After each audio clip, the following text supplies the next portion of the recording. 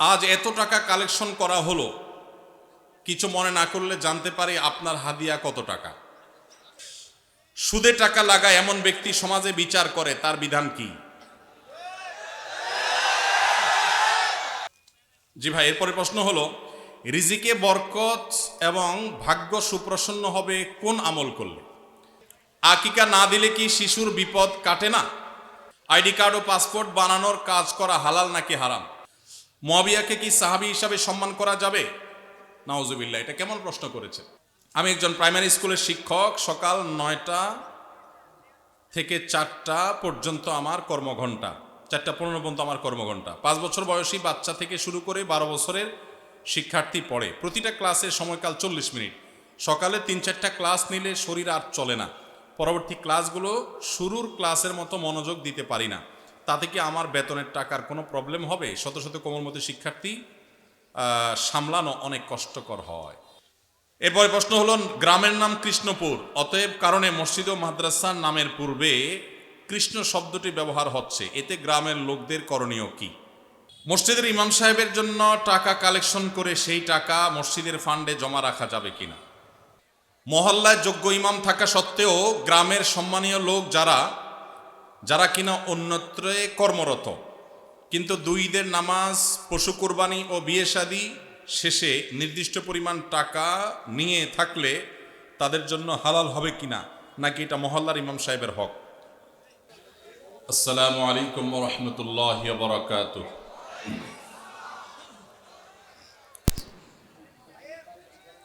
আলহামদুলিল্লাহ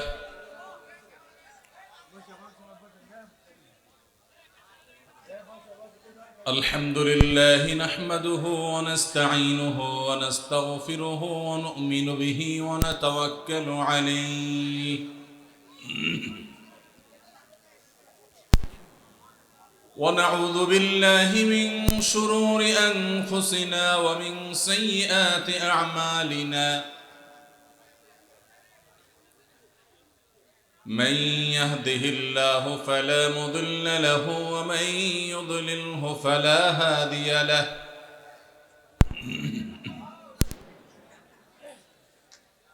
وأشهد أن لا إله إلا الله وحده لا شريك له وأشهد أن محمدا عبده ورسوله أرسله بالحق بشيرا ونذيرا وداعيا إلى الله بإذنه وسراجا منيرا أما بعد فقد قال الله تبارك وتعالى في كلامه المجيد وفرقانه الحميد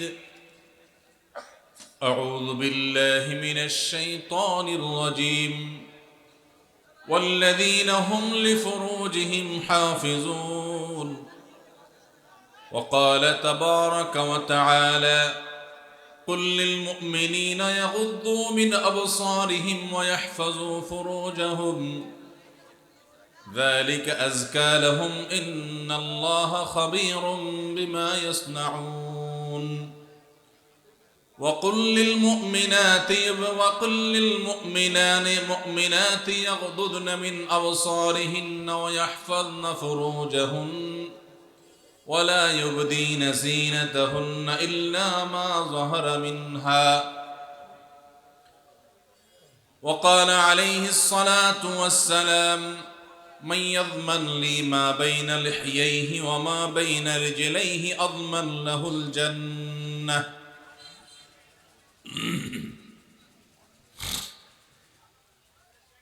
ঐতিহ্যবাহী কুমিল্লা জেলার হোমনা থানার অন্তর্গত কাশীপুরের কৃষ্ণপুর ইসলামিয়া হাফিজিয়া মাদ্রাসা ও এতিমখানার হাফেজ ছাত্রদের দস্তারবন্দি উপলক্ষে আয়োজিত আজকের এই ইসলামী মহাসম্মেলনের সম্মানিত সভাপতি, উপস্থিত ওয়াজিবুল ইহতারাম সম্মানিত উলামায়ে কেরাম, দূর দূরান্ত থেকে আগত আমার প্রাণ প্রিয় দিন দরদি ভাইরা এবং পর্দার আড়ালে থাকা মা ও বোনেরা, আল্লাহ সুবহানাহু ওয়া তাআলা কোরআনের এই মজলিসে আমাদেরকে একত্র হওয়ার, আসার, বসার, কোরআনের মজলিসে সমবেত হওয়ার তৌফিক দান করেছেন। সেজন্য রব্বে করিমের কাছে আমরা শুকরিয়া জানাই, আলহামদুলিল্লাহ।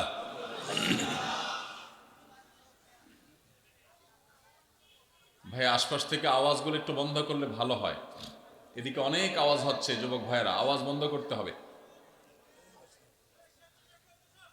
স্বেচ্ছাসেবক ভাইরা, আওয়াজ বন্ধ করতে হবে, আওয়াজ করা যাবে না, কাজ করতে হবে ইশারায়। মাশাআল্লাহ। স্টেজে কথা বলবেন না, মেহরবানি করে সবাই একটু নীরব হয়ে। মাশাআল্লাহ, জাযাকুমুল্লাহ খের। আলহামদুলিল্লাহ, আপনাদের এলাকার একটি হিফজুখানা, বাচ্চাদের কোরআনের হাফেজ গড়ার কারখানা, এই কারখানাতে আলহামদুলিল্লাহ দুইজন হাফেজে কোরআনকে পাগড়ি প্রদান করা হলো। তারা আল্লাহ তাআলার কোরআনে কারীমের হিফজ সম্পাদন করেছে। আমরা তাদের জন্য দোয়া করি, আল্লাহ তাআলা তাদেরকে আলেমে রব্বানি, হাক্কানি, দাঈ ইলাল্লাহ হিসাবে, মুখলিস আলেম হিসাবে আল্লাহ তাআলা কবুল এবং মঞ্জুর করুন। আর আপনাদের এই হাফিজিয়া মাদ্রাসাকে আল্লাহ তাআলা আলেম গড়ার কারখানা, হাফেজ, বিশ্বমানের হাফেজ গড়ার কারখানা হিসাবে কবুল এবং মঞ্জুর করুন। সম্মানিত ভাইরা, সময় খুব অল্প, কারণ গভীর রাত পর্যন্ত ওয়াজ মাহফিল করা এটা একে তো সুন্নাহর খেলাফ, দ্বিতীয়ত হলো আমি নিজেও এটাকে অ্যাভয়েড করে চলি, চেষ্টা করি সব সময় না পারলেও। আয়োজক ভাইদেরকে বলেছিলাম মাগরিবের পরেই আমার আলোচনা, পোস্টারেও সেটা লেখা হয়েছে, কিন্তু এখন রাত 8টা বেজে গেছে, তার মানে মাগরিব তো দূরের কথা, এশা হয়ে গেছে। তো যাই হোক, সেজন্য আর খুব বেশি দীর্ঘ সময় নিয়ে কথা বলা কঠিন। তারপরেও আমরা একটি বিষয়ের উপরে কিছু কথা বলে এরপরে প্রশ্ন উত্তরের দিকে চলে যেতে চাই ইনশাআল্লাহ। এদিকে আওয়াজ এখনো আসছে ভাই, বাম পাশে ভাইদের থেকে আওয়াজ আসছে এখনো। ভাইরা একটু নীরব হয়ে যায় মেহরবানি করে। জি, আওয়াজ হলে কথা বলা কঠিন হবে, আওয়াজ বন্ধ করতে হবে মেহরবানি করে। জি, যুবক ভাইরা আওয়াজ বন্ধ করে দেই। মাশাআল্লাহ। সম্মানিত ভাইরা,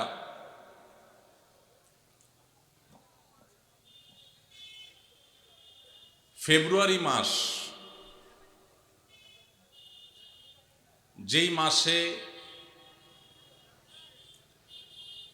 আমাদের পূর্বপুরুষেরা নিজের মায়ের ভাষায় কথা বলার আল্লাহ প্রদত্ত অধিকার আদায়ের জন্য, তারা দাবি আদায়ের জন্য সংগ্রাম করেছেন, আত্মত্যাগ করেছেন, এবং সেই কারণে ফেব্রুয়ারির এই মাসটি বাংলাদেশের মানুষের কাছে ভাষার মাস হিসাবে পরিচিত।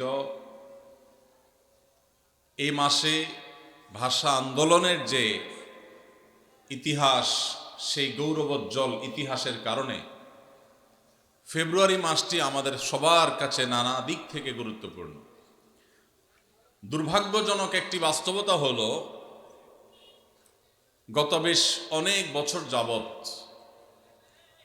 আমাদের দেশে ফেব্রুয়ারি মাস আসলে শুধুমাত্র ভাষা আন্দোলনের কথাই আমাদের সামনে আসে না, বরং এর পাশাপাশি একটি অসভ্যতা, অশ্লীলতা, নোংরামি এবং চরিত্র বিসর্জনের বেদনাদায়ক অধ্যায় রচনা হওয়ার মতো একটি দিবস 14ই ফেব্রুয়ারি, সেটাও আমাদের সামনে আজকাল থমকে দাঁড়ায়, আমাদের সামনে এসে দাঁড়ায়। যেই ফেব্রুয়ারি বাংলাদেশের মানুষের গৌরবের, যেই ফেব্রুয়ারি আমাদের মায়ের ভাষায় কথা বলার অধিকার আদায়ের জন্য তখনকার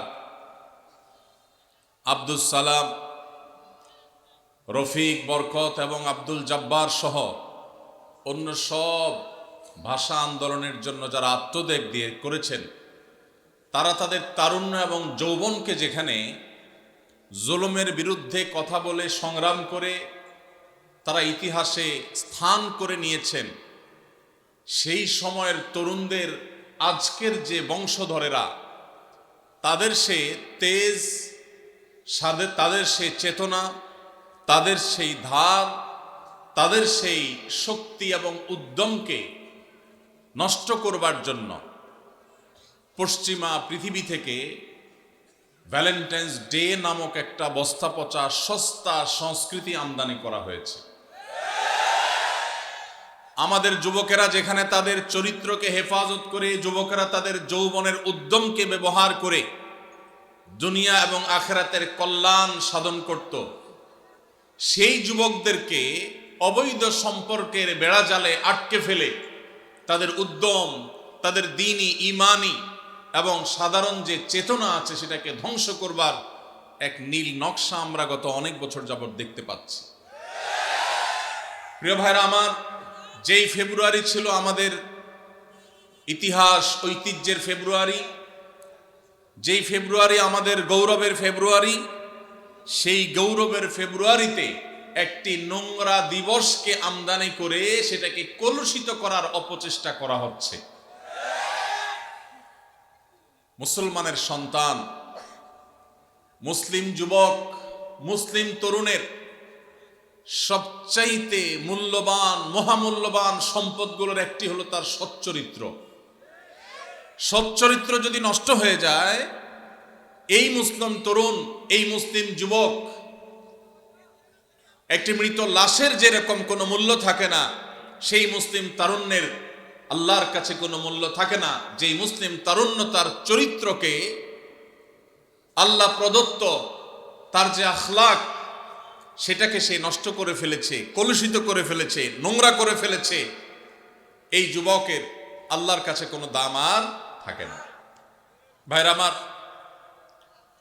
আপনি যদি কোরআন খোলেন আপনি দেখতে পাবেন ইসলাম আপনার যৌবনের যে তাড়না, আপনার যৌবনের যে উদ্যম, স্পৃহা, চেতনা, আপনার যৌবনের সে যে শক্তি, এটাকে আল্লাহ রাব্বুল আলামিন অবৈধ খাতে ব্যবহার করা থেকে নিয়ন্ত্রণ করবার জন্য পুরো কোরআন জুড়ে আল্লাহ তাআলা আপনাকে নির্দেশ দিয়েছেন, আমাদেরকে নির্দেশ দিয়েছেন। যুবক ভাইরা আমার, আপনি যদি প্রিয় নবী সাল্লাল্লাহু আলাইহি সাল্লামের হাদিসের দিকে তাকান, আপনি দেখতে পাবেন প্রিয় নবীজি সাল্লাল্লাহু আলাইহি সাল্লাম অত্যন্ত মায়া ভরা কণ্ঠে তিনি আপনাকে আমাকে স্নেহ মমতা দিয়ে ডেকে ডেকে বলেছেন, ইয়া মা'শারাশ শাবাব, ওহে তরুণ সম্প্রদায়, ওহে যুবকেরা, মান ইসতাতা'a মিনকুমুল বাআতা ফালইয়াতাযাওয়াজ, তোমাদের কেউ যদি বিবাহ করবার মতো অবস্থা তার হয়, অর্থনৈতিক সার্বিক অবস্থা যদি বিবাহ করবার পর্যায়ে দাঁড়ায়, সেজন্য তার চরিত্রকে হেফাজত করবার প্রয়োজনে মুসলিম তরুণের সবচেয়ে মূল্যবান সম্পদ তার সচ্চরিত্র, এটাকে সুসংরক্ষিত রাখবার জন্য, এটা যেন নষ্ট হয়ে না যায়, সেই জন্য সে যেন বিবাহ শাদী করে তার চরিত্রকে হেফাজত করবার জন্য। আর যার বিবাহ করবার সক্ষমতা এখনো অর্জন হয় নাই, টাকা পয়সা উপায় উপার্জন সেভাবে এখনো তার হয় নাই, নবীজি বলেছেন ওমান লাম ইয়াস্তাতি' ফাআলাইহি বিসসাওম, তাহলে সে যেন সিয়াম পালন করে, নফল রোজা রাখে, এর মধ্য দিয়ে সে আত্মনিয়ন্ত্রণের ট্রেনিং পাবে। সিয়াম তাকে শেখাবে দিনের বেলা রোজা রেখে পান বা আহার করা যায় না, আল্লাহ নিষেধ করেছেন। ক্ষুধা আছে, খাবারও আছে, কিন্তু সে খাবে না। তৃষ্ণা আছে, পিপাসা আছে, পানিও আছে, কেউ দেখছেও না, তারপরও রোজাদার খায় না। এই রোজা তাকে প্রশিক্ষণ দেয়, শিক্ষা দেয়। ঠিক একইভাবে তোমার হাতের নাগালে হারামের হাতছানি তোমাকে ডাকছে, আবার তোমার যৌবনের তাড়না তোমাকে তাড়িয়ে বেড়াচ্ছে, কিন্তু এরপরও তুমি তোমার রব দেখতে পাচ্ছেন, কেউ দেখতে পাক বা না পাক, তোমার অভিভাবক মা বাবা জানুক বা না জানুক, তুমি সবার চোখের আড়ালে থেকেও তোমার চরিত্রকে হেফাজত করবে। আল্লাহর নিষিদ্ধ পথে তুমি পা বাড়াবে না। রোজা রেখে যেরকম পানাহার থেকে বিরত থাকার কসরত করেছ, প্রশিক্ষণ নিয়েছ, চেষ্টা করেছ, তোমার যৌবনের যে তৃষ্ণা সেটাকেও অবৈধ খাতে ব্যবহার করবার থেকে বিরত রেখে তুমি তোমার চরিত্রকে, আল্লাহর সামনে সচ্চরিত্রকে নিয়ে তুমি হাজির হওয়ার চেষ্টা করবে। প্রিয় নবী সাল্লাল্লাহু আলাইহি সাল্লাম আমাদের তরুণদেরকে এইভাবে তাদের চরিত্রকে হেফাজত করবার জন্য নসিহা করেছেন, উপদেশ দিয়েছেন। ভাইরা আমার, আজ পশ্চিমা পৃথিবীর সাংস্কৃতিক আগ্রাসনের ফলে আমাদের দেশের মুসলিম তরুণদের যে ঈমানি শক্তি ছিল, যে তেজ ছিল, যেই মুসলিম তরুণ ওমর ইবনুল খাত্তাব রাদিয়াল্লাহু তাআলা আনহুর অনুসারী, যে মুসলিম তরুণ আলী ইবনে আবি তালেবের অনুসারী, যে মুসলিম তরুণ আল্লাহ নবী সাল্লাল্লাহু আলাইহি সাল্লামের সেই এক এক মহাদেশ, এক এক দেশ বিজয়ী সাহাবীদের অনুসারী, যাদের দেখলে গোটা দুনিয়া থরথর করে কাঁপত, অন্যায়কারী, পাপিষ্ঠরা, জালিমরা, অত্যাচারীরা, তাদের কাছে যারা ত্রাস ছিলেন, সেই সাহাবীদের আজকের তরুণ সন্তান যারা, তাদের বেশিরভাগ তাদের চরিত্রকে বিসর্জন করে ফেলেছে, নষ্ট করে ফেলেছে। হারামে তারা গা ভাসিয়ে তারা আজ সেই তেজ, সেই ঈমানি শক্তি, সেই পাওয়ার, সেই ইবাদতের শক্তি আজ তারা হারিয়ে ফেলেছে। ভাইরা আমার, আপনি যদি কোরআন দেখেন, আপনি যদি হাদিস দেখেন, আপনি দেখতে পাবেন আমাদের যুবকদের ঈমান আমল, বিশেষ করে তাদের চরিত্রকে হেফাজত করবার জন্য আল্লাহ তাআলা পুরো কোরআন জুড়ে বিভিন্ন রকমের দার্স এবং শিক্ষার উপকরণ রেখেছেন। আপনি কোরআনে কারীমের একটি বড় সূরা, প্রসিদ্ধ একটি সূরা, সূরা ইউসুফ যদি খোলেন, আপনি দেখতে পাবেন সূরা ইউসুফ আজকের তরুণদেরকে শেখায় কিভাবে পরম সুন্দরী অভিজাত ফ্যামিলির কোনো মেয়েও যদি হারামের আহ্বান করে, অবৈধ রিলেশনের প্রতি কেউ যদি ডাক দেয়, আহ্বান করে, মুসলিম তরুণ তার মেরুদণ্ড টান টান সোজা করে আল্লাহর ভয়ে সে সেটাকে না করার মতো ঈমানি শক্তি তার বক্ষে ধারণ করবে। সেই শিক্ষা আল্লাহ তাআলা সূরা ইউসুফে আল্লাহর নবী ইউসুফ আলাইহিস সালামের মাধ্যমে আমাদেরকে দিয়েছেন। ভাইরা আমার, আজ আমাদের যুবকদের চরিত্রকে নষ্ট করবার জন্য এই যে ভিনদেশ থেকে সাধু ভ্যালেন্টাইন, খ্রিস্টানদের একটি ধর্মযাজকের ধর্মীয় একটা দিবস, সেটাকে ভালোবাসা দিবসের মোড়কে, ভালোবাসা দিবসের খোলসে, ভালোবাসা দিবসের আড়ালে সেই খ্রিস্টানদের ধর্মীয় দিবস আজ মুসলিম যুবকদেরকে দিয়ে পালন করিয়ে নিচ্ছে। এই ব্যাপারে আমাদের যুবকদের, তরুণদের মধ্যে তেমন কোনো সচেতনতা নেই। ভাইরা আমার, আমাদের মধ্যে তেমন কোনো চেতনা নাই। আমাদের আজ এক ভয়াবহ নীতি, আদর্শ এবং চরিত্রের দুর্ভিক্ষ চলছে। এই অবস্থা থেকে যদি আমরা উত্তরণ করতে না পারি, এই অবস্থা থেকে যদি আমরা বের হয়ে আসতে না পারি, তাহলে এই মুসলিম তরুণ কখনো ইসলামের বিজয় তো দূরের কথা, তারা আল্লাহর কাছে প্রিয় পাত্র হতে পারবে না, তারা আদর্শ মুসলমান হতে পারবে না। আল্লাহ তাআলা আমাদের তরুণদের ঈমান এবং আমলকে হেফাজত করবার তৌফিক দান করুন। ভাইরা আমার, কোরআনে কারীমে আল্লাহ রাব্বুল আলামিন আমাদেরকে বলেছেন, ওয়াল্লাযীনা হুম লিফুরুজিহিম হাফিজুন, যেই মানুষগুলো জান্নাতুল ফিরদাউসের অধিকারী হবে, আল্লাহ তাআলা যাদের সম্পর্কে বলেছেন, উলাইকা হুমুল ওয়ারিসুন আল্লাযীনা ইয়ারিসুনাল ফিরদাউসা হুম ফিহা খালিদুন, জান্নাতুল ফিরদাউসে যারা চিরকাল থাকবে, সেই জান্নাতুল ফিরদাউসের অধিকারী অধিবাসীদের অন্যতম একটি বৈশিষ্ট্য থাকবে, একটি গুণ থাকবে, ওয়াল্লাযীনা হুম লিফুরুজিহিম হাফিজুন, যারা তাদের ইজ্জতকে, সম্ভ্রমকে, লজ্জাস্থানকে তারা হেফাজত করতে পেরেছে, এটাকে নিয়ন্ত্রণ করতে পেরেছে, এটাকে কন্ট্রোল করতে পেরেছে। অপাত্রে, অজাগায়, হারামের ক্ষেত্রে সেটাকে তারা ব্যবহার হতে দেয় নাই।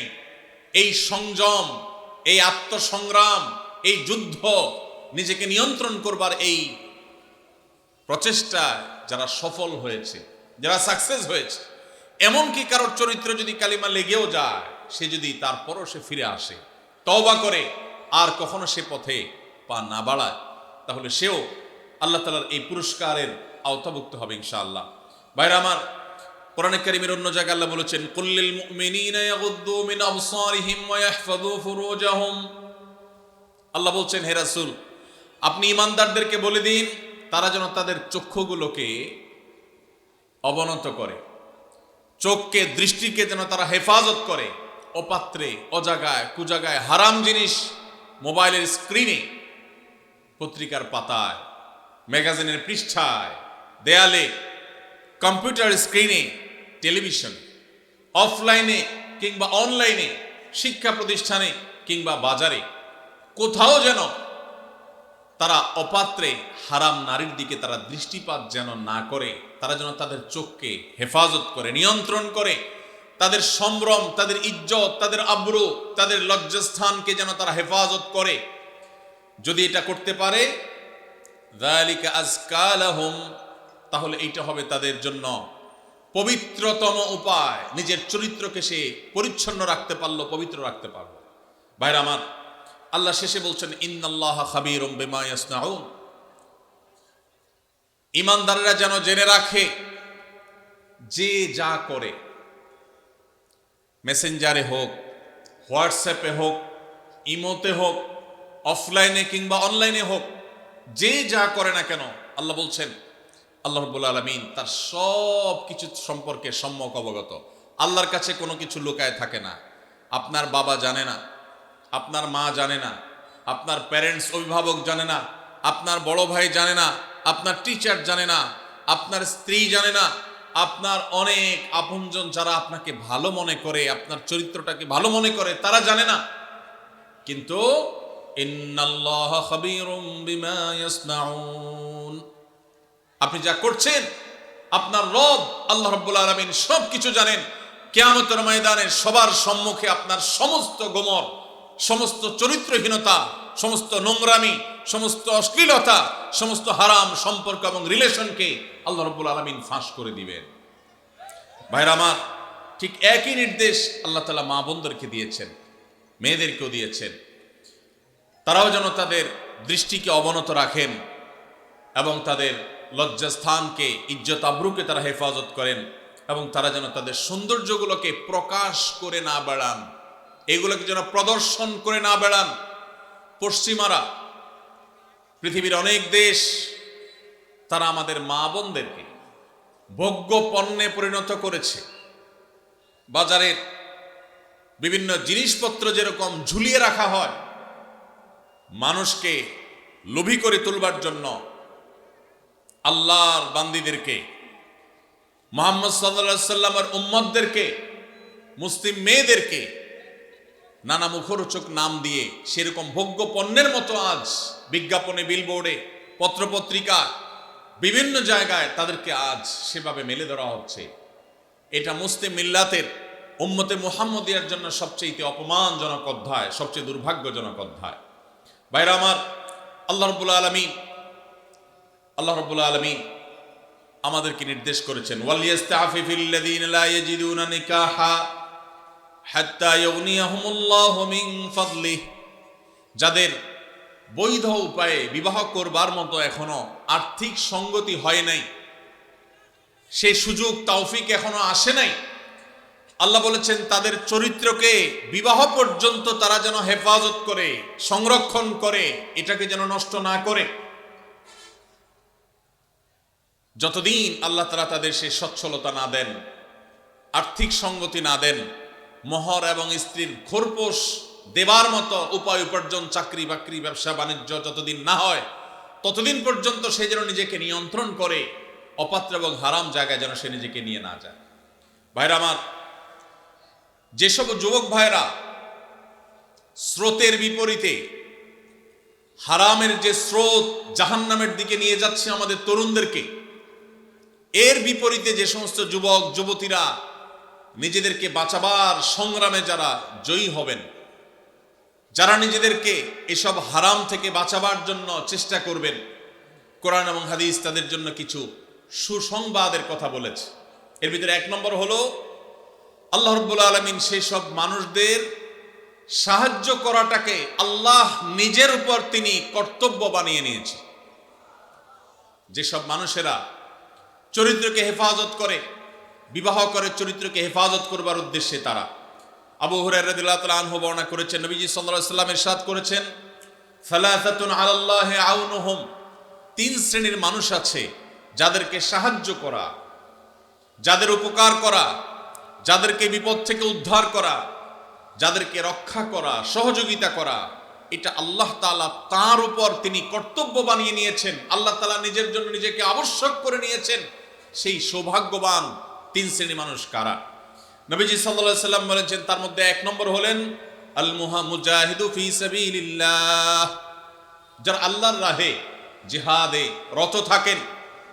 আল্লাহর রাহে যারা জিহাদে থাকেন, সেই মুজাহিদদেরকে আল্লাহ রাব্বুল আলামিন সাহায্য করা, সহযোগিতা করা, তাদেরকে আল্লাহ রাব্বুল আলামিন মদদ করাকে আল্লাহ নিজের জন্য কর্তব্য বানিয়েছেন। নাম্বার 2, ওয়াল মুকাতাব আল্লাযী ইউরিদুল আদা, যেই কৃতদাস মালিকের সাথে চুক্তি করেছে কোন নির্দিষ্ট অ্যামাউন্ট দিয়ে সে মুক্ত হবে, তার যদি সদিচ্ছা থাকে সেটি আদায় করবার, আল্লাহ তাআলা তাকে সেটা আদায় করার জন্য সাহায্য করবেন, আল্লাহর ওয়াদা আছে। নাম্বার 3, যেই ব্যক্তিকে আল্লাহ রাব্বুল আলামিন সাহায্য করা ওয়াদা আল্লাহর আছে, আল্লাহ তাআলা সাহায্য করাটাকে তার জন্য কর্তব্য বানিয়ে নিয়েছেন, তিনি হলেন ওয়ান্নাকিহ আল্লাযী ইউরিদুল আফাফ, যে যুবক, যে মানুষ বিবাহ বন্ধনে আবদ্ধ হয়েছেন, তার উদ্দেশ্য তার চরিত্র যেন কালিমাযুক্ত না হয়, চরিত্রকে হেফাজত করবার জন্য যে বিবাহের পথ বেছে নেয়। নবীজি সাল্লাল্লাহু আলাইহি ওয়াসাল্লাম বলেছেন, এই বিবাহ করা মানুষ কি করবেন? সেদিন প্রত্যেকটা মানুষ পাগল পরা হয়ে যাবে, মাথার খুব কাছাকাছি সূর্যের অবস্থান হবে, এখনকার মতো লক্ষ লক্ষ কিলোমিটার দূরে নয়, একেবারে মাথার খুব কাছাকাছি সূর্য অবস্থান করবে। পুড়ে ছাই হয়ে যাওয়ার কথা, কিন্তু পুড়ে ছাই হবে না, আল্লাহ তাআলা ছাই হতে দিবেন না।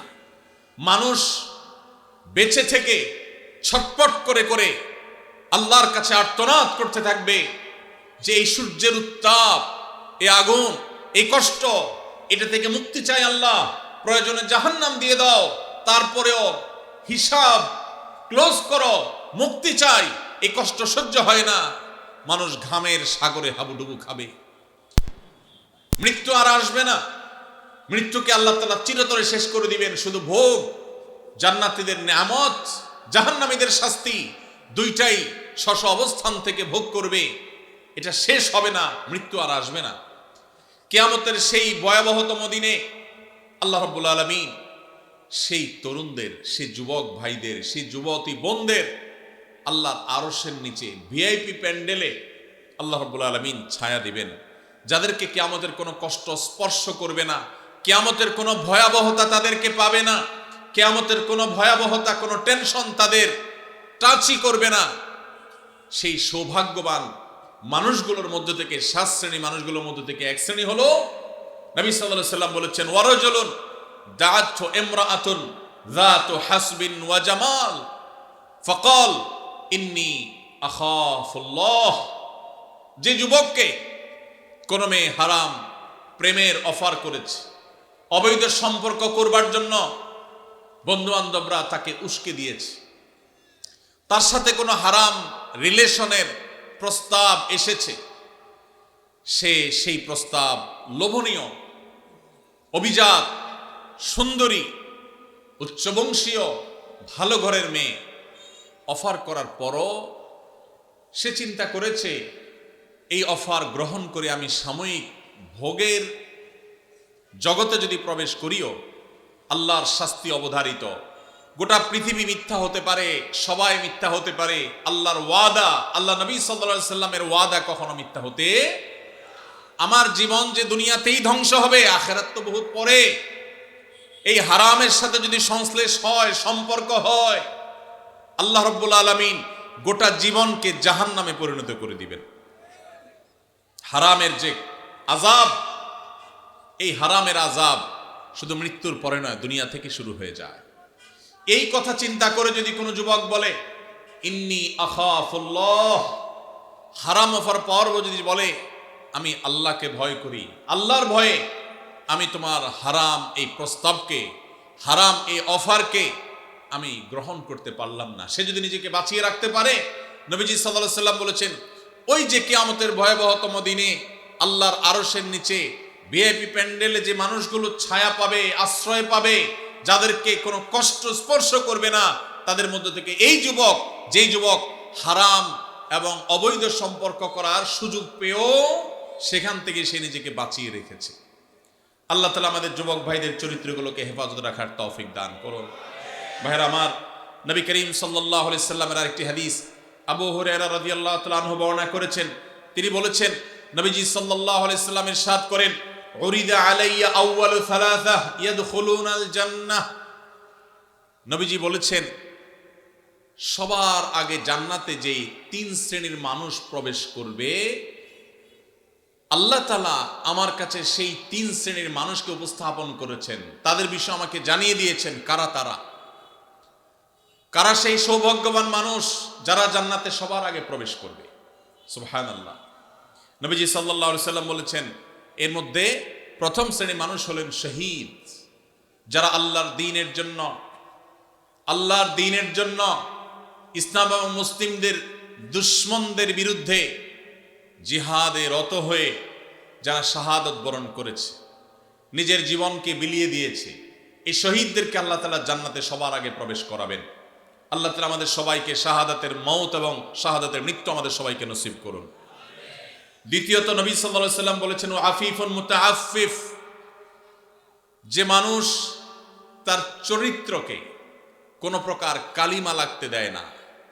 ময়লা থেকে যেরকম আমরা আমাদের কাপড় চোপড়, আমাদের আঁচলকে তুলে ধরে বাঁচাবার জন্য আমরা সংগ্রাম করি, সমাজের চতুর্পাশে হারামের হাতছানি, অবৈধ সম্পর্কের জোয়ার চলছে, এইরকম পরিস্থিতিতেও যে মানুষ তার চরিত্রকে বাঁচাবার জন্য সংগ্রাম করে, চেষ্টা করে, পরিশ্রম করে, সাধনা করে, জয়ী হয়, নবীজি সাল্লাল্লাহু আলাইহি সাল্লাম বলেছেন, এই চরিত্র সংরক্ষণকারী মানুষটা যে হারাম রিলেশনে জড়ায় নাই, আল্লাহ তাআলা জান্নাতে এই লোককে প্রথম প্রবেশ করাবেন। আর তৃতীয়ত হলেন ওয়া আবদুন আহসানা ইবাদাতাল্লাহ ওয়া নাসাহা লিমাওয়ালি, যেই কৃতদাস আল্লাহর ইবাদতও ভালো করে, আবার তার মালিকের কল্যাণও কামনা করে, মালিকের কোনো ক্ষতি চায় না, অর্থাৎ বান্দার হক আদায় করে, আবার আল্লাহর ইবাদতটাও সুন্দরভাবে করে, সেই কৃতদাসকেও আল্লাহ তাআলা জান্নাতে সবার আগে প্রবেশ করাবেন। ভাইরা আমার, এই হাদিসের সনদ নিয়ে মুহাদ্দিসদের কেউ কেউ আপত্তি তুললে অন্য অনেকে এটাকে গ্রহণযোগ্য বলেছেন। এই হাদিসের আলোকে আমরা যারা আমাদের চরিত্রকে হেফাজত করতে পারবো, আল্লাহ রাব্বুল আলামিনের এই বিশেষ পুরস্কার, সবার আগে জান্নাতে যাওয়ার সৌভাগ্য আমাদের অর্জন হবে। আল্লাহ তাআলা আমাদের সবাইকে সেই সৌভাগ্য অর্জন করার তৌফিক নসিব করুন। যুবক ভাইরা আমার, চরিত্রকে হারাম থেকে বাঁচাবার জন্য কারা কারা নিয়ত করেছেন একটু হাত তুলেন তো। আল্লাহ আমাদের যুবক ভাইদের চরিত্রকে হেফাজত করার তৌফিক নসিব করুন। আল্লাহ কোরআনের মজলিসে তারা ওয়াদা করেছে, আল্লাহ এই যে হারামের যে হাতছানি, আমাদের যুবকের ইমানকে হরণ করবার যে শয়তানের চেষ্টা, এটা থেকে আমাদের যুবক ভাইদেরকে আপনি বাঁচিয়ে দেন। আল্লাহ ইমানি শক্তি দান করেন, আল্লাহ ইমানি জোয়ার দান করেন, ইমানি চেতনা দান করেন, ইমানি তেজ দান করেন। আল্লাহ এই যৌবনকে তোমার দ্বীনের জন্য কোরবান করার তৌফিক দান করেন। আল্লাহ হারাম থেকে বাঁচার মতো শক্তি আমাদেরকে দান করেন। ভাইরা আমার, আমরা যদি আমাদের চরিত্রকে হেফাজত করি, লাভ কি আমাদের না আল্লাহ? আমরা যদি আমাদের চরিত্রকে হেফাজত করি, লাভ কি আমাদের না আল্লাহ? আমাদের। ভাইরা আমার, কি লাভ? লাভ হলো আল্লাহ সুবহানাহু ওয়া তাআলা যারা নিজেদেরকে হারামের পথ থেকে বাঁচিয়ে রাখে, তাদের জীবনে যখন বৈবাহিক সম্পর্কের মধ্য দিয়ে একজন বৈধ হালাল সঙ্গী জীবনে আসে, সে যুবক, সে যুবতীদেরকে আল্লাহ রাব্বুল আলামিন সচরাচর দাম্পত্য জীবনে সুখ, প্রকৃত অর্থে তৃপ্তি, সত্যিকারের যে ভালোবাসা, সেই ভালোবাসা আল্লাহ তাআলা নসিব করেন তাদের জন্য যারা তাদের যৌবনকে হারামের কালিমায় জড়াতে দেয় না। আর যারা হারামের কালিমা দিয়ে নিজের যৌবনকে কালিমা যুক্ত করে ফেলেন, মনে রাখেন এই যুবকদের বেশিরভাগ দেখবেন, এক্সেপশন প্রথমটাতেও আছে, বেশিরভাগ দেখবেন যে তাদের বৈবাহিক জীবন আসলে তাদের সেই জীবনে আর দাম্পত্য সম্পর্কের ভিতরে যেরকম একটা গভীরতা থাকার কথা, ভালোবাসা থাকার কথা, সম্প্রীতি থাকার কথা, তাদের সেই সম্পর্কটা আর থাকে না। কারণ হারাম যদি কেউ একবার বেছে নেয়, আল্লাহ তাআলা বৈবাহিক সম্পর্কের মধ্য দিয়ে হালাল সম্পর্কের প্রকৃত স্বাদ, প্রকৃত তৃপ্তি, প্রকৃত যে অনুভব, এটা থেকে আল্লাহ তাআলা ওই হারাম সম্পর্ককারীদেরকে মাহরুম রাখেন, বঞ্চিত রাখেন। এই জন্য ভাইরা, দুইটা অপশনই আপনার সামনে আছে। মনে রাখবেন, শয়তান খুব ভালো করে জানে, আল্লাহ কোরআনে বারবার বলেছে শয়তান আমাদের প্রকাশ্য শত্রু। শয়তানকে আমরা দেখি না, অথচ আল্লাহ প্রকাশ্য শত্রু বলেছেন। কারণ শয়তানকে না দেখলে কি হবে? তার সব ক্রিয়াকর্ম প্রকাশিত। শয়তানের কাজগুলো দেখা যায় কি যায় না? এই শয়তান আমাদের যুবকদেরকে তাদের ঈমানের তেজ নষ্ট করে দিতে চায়, তাদের ঈমানি তেজকে ভোঁতা করে দিতে চায়। এই জন্য তাদেরকে হারাম সম্পর্কে আনতে চায়। এই জন্য ভাইরা, আমাদের চরিত্রগুলোকে আমরা হেফাজত করার সংগ্রামে জয়ী হওয়ার চেষ্টা করবো তো ইনশাআল্লাহ। ভাইরা আমার, ভ্যালেন্টাইন্স ডে এই সম্পর্কে আপনি গুগল করেন, আপনি এনসাইক্লোপিডিয়া ব্রিটানিকা সহ বিভিন্ন বিশ্বকোষগুলো খোলেন, আপনি দেখবেন যে এটা মূলত এসেছে খ্রিস্টানদের একজন ধর্মযাজক, যার নাম ছিল কি? ভ্যালেন্টাইন। এই ভ্যালেন্টাইন, যে সেন্ট ভ্যালেন্টাইন, সাধু ভ্যালেন্টাইন, খ্রিস্টানদের ধর্মযাজক, তাকে ঘিরে এই দিবসটা গড়ে উঠেছে। এটা একটা সময় খ্রিস্টানদের কাছে তাদের একটা পূজনীয় দিবস ছিল। বহুকাল পর পৃথিবীর বহু দেশে এই দিবস উদযাপন নিষিদ্ধ হয়েছে। অনেক কাল পর ইংল্যান্ডের গিফট আইটেম ব্যবসায়ীরা তাদের ফেব্রুয়ারি মাসে বরফে ঢাকা পরিবেশে গিফট আইটেমের ব্যবসাকে চাঙ্গা করবার জন্য, বেচা কিনা হয় না, এটা বাড়াবার জন্য এই ভ্যালেন্টাইন্স ডে কে তথাকথিত ভালোবাসা দিবসের মোড়কে এটাকে বাজারজাত করেছে তাদের ব্যবসায়িক ধান্দা। আর আমাদের যুবকেরা সেটাকে তাদের ডিজাইন করা তথাকথিত ভালোবাসা, এটার জন্য আমাদের যুবকরা আত্মাহুতি দিচ্ছে, তাদের জীবনকে, তাদের যৌবনকে শেষ করছে। ভাইরা আমার, এই যে টেলিভিশন চ্যানেলগুলোর, এক শ্রেণীর টেলিভিশন চ্যানেল দেখবেন, এক শ্রেণীর মিডিয়া দেখবেন, যারা আপনাদেরকে হারাম সম্পর্ক করার জন্য নানাভাবে উদ্বুদ্ধ করে, প্রেরণা দেয়, উৎসাহ দেয়, এরা সব আমাদের এই দেশের তরুণদের সবচেয়ে বড় শত্রু। এই ভ্যালেন্টাইন্স ডে, এটা কি এই দেশের, এই মাটির কোন সংস্কৃতি? এই মাটির সংস্কৃতি না। পশ্চিম থেকে আমদানি করা এই সংস্কৃতিকে আমাদের দেশে যারা চাপিয়ে দিচ্ছে, তাদের বিরুদ্ধে আমাদের প্রত্যেকটা মানুষকে সজাগ, সতর্ক থাকতে হবে, সংগ্রাম চালাতে হবে। যদি সংগ্রাম না চালান, আপনার সন্তান, আপনার পরবর্তী বংশধর, আপনার জেনারেশন, তারা নষ্ট হবে, তারা ধ্বংস হবে, চরিত্রহীন হবে, লাম্পট্যের পথ বেছে নিবে। আর কবরে আল্লাহ আপনাকেও শাস্তি দিবেন যদি আপনি তাদের চরিত্রকে হেফাজত করবার কোনো উদ্যোগ গ্রহণ না করেন। ভাইরা আমার, আমাদের এদেশের মানুষের নিজস্ব সংস্কৃতি আছে। এদেশের হিন্দু, এদেশের মুসলমান, এদেশের বুদ্ধ, এদেশের সকল ধর্মের মানুষ বৈবাহিক সম্পর্কের মাধ্যমে নারী পুরুষের সম্পর্ককে বিশ্বাস করে। এটা এদেশের সব ধর্মের মানুষের ধর্মীয় একটা সংস্কৃতি। সকল ধর্মের মানুষের ধর্মীয় সংস্কৃতির বিরুদ্ধে পশ্চিম থেকে আমদানি করা এই অপসংস্কৃতিকে যারা চাপিয়ে দিতে চায়, তারা আমাদের তরুণদের সবচেয়ে বড় শত্রু। যুবক ভাইরা, আমাদের শত্রু এবং বন্ধু পরখ করতে ভুল করলে চলবে না। যারা আপনাদের ঈমানি তেজকে শেষ করতে চায়, মনে রাখবেন, এই হারাম রিলেশনে যারা জড়ায়, তারা ইবাদতের স্বাদ পায় না, ইবাদতের তৃপ্তি পায় না, দাম্পত্য জীবনে সুখ শান্তি পায় না, তাদের জীবন ধ্বংস হয়। ভাইরা আমার, আমাদেরকে এগুলোর বিরুদ্ধে সংগ্রাম চালাতে হবে। আল্লাহ আমাদের সবাইকে তৌফিক দান করুন। আমরা সবাই আমাদের চরিত্রকে হেফাজত করবার চেষ্টা করবো তো ইনশাআল্লাহ। ভাইরা আমার, আপনারা দেখতে পাচ্ছেন নাটক সিনেমার নামে, নোবেল উপন্যাসের নামে এই অবৈধ সম্পর্ককে স্বাভাবিক করার একটা চেষ্টা ভয়াবহ আকারে দিন দিন বেড়ে চলেছে।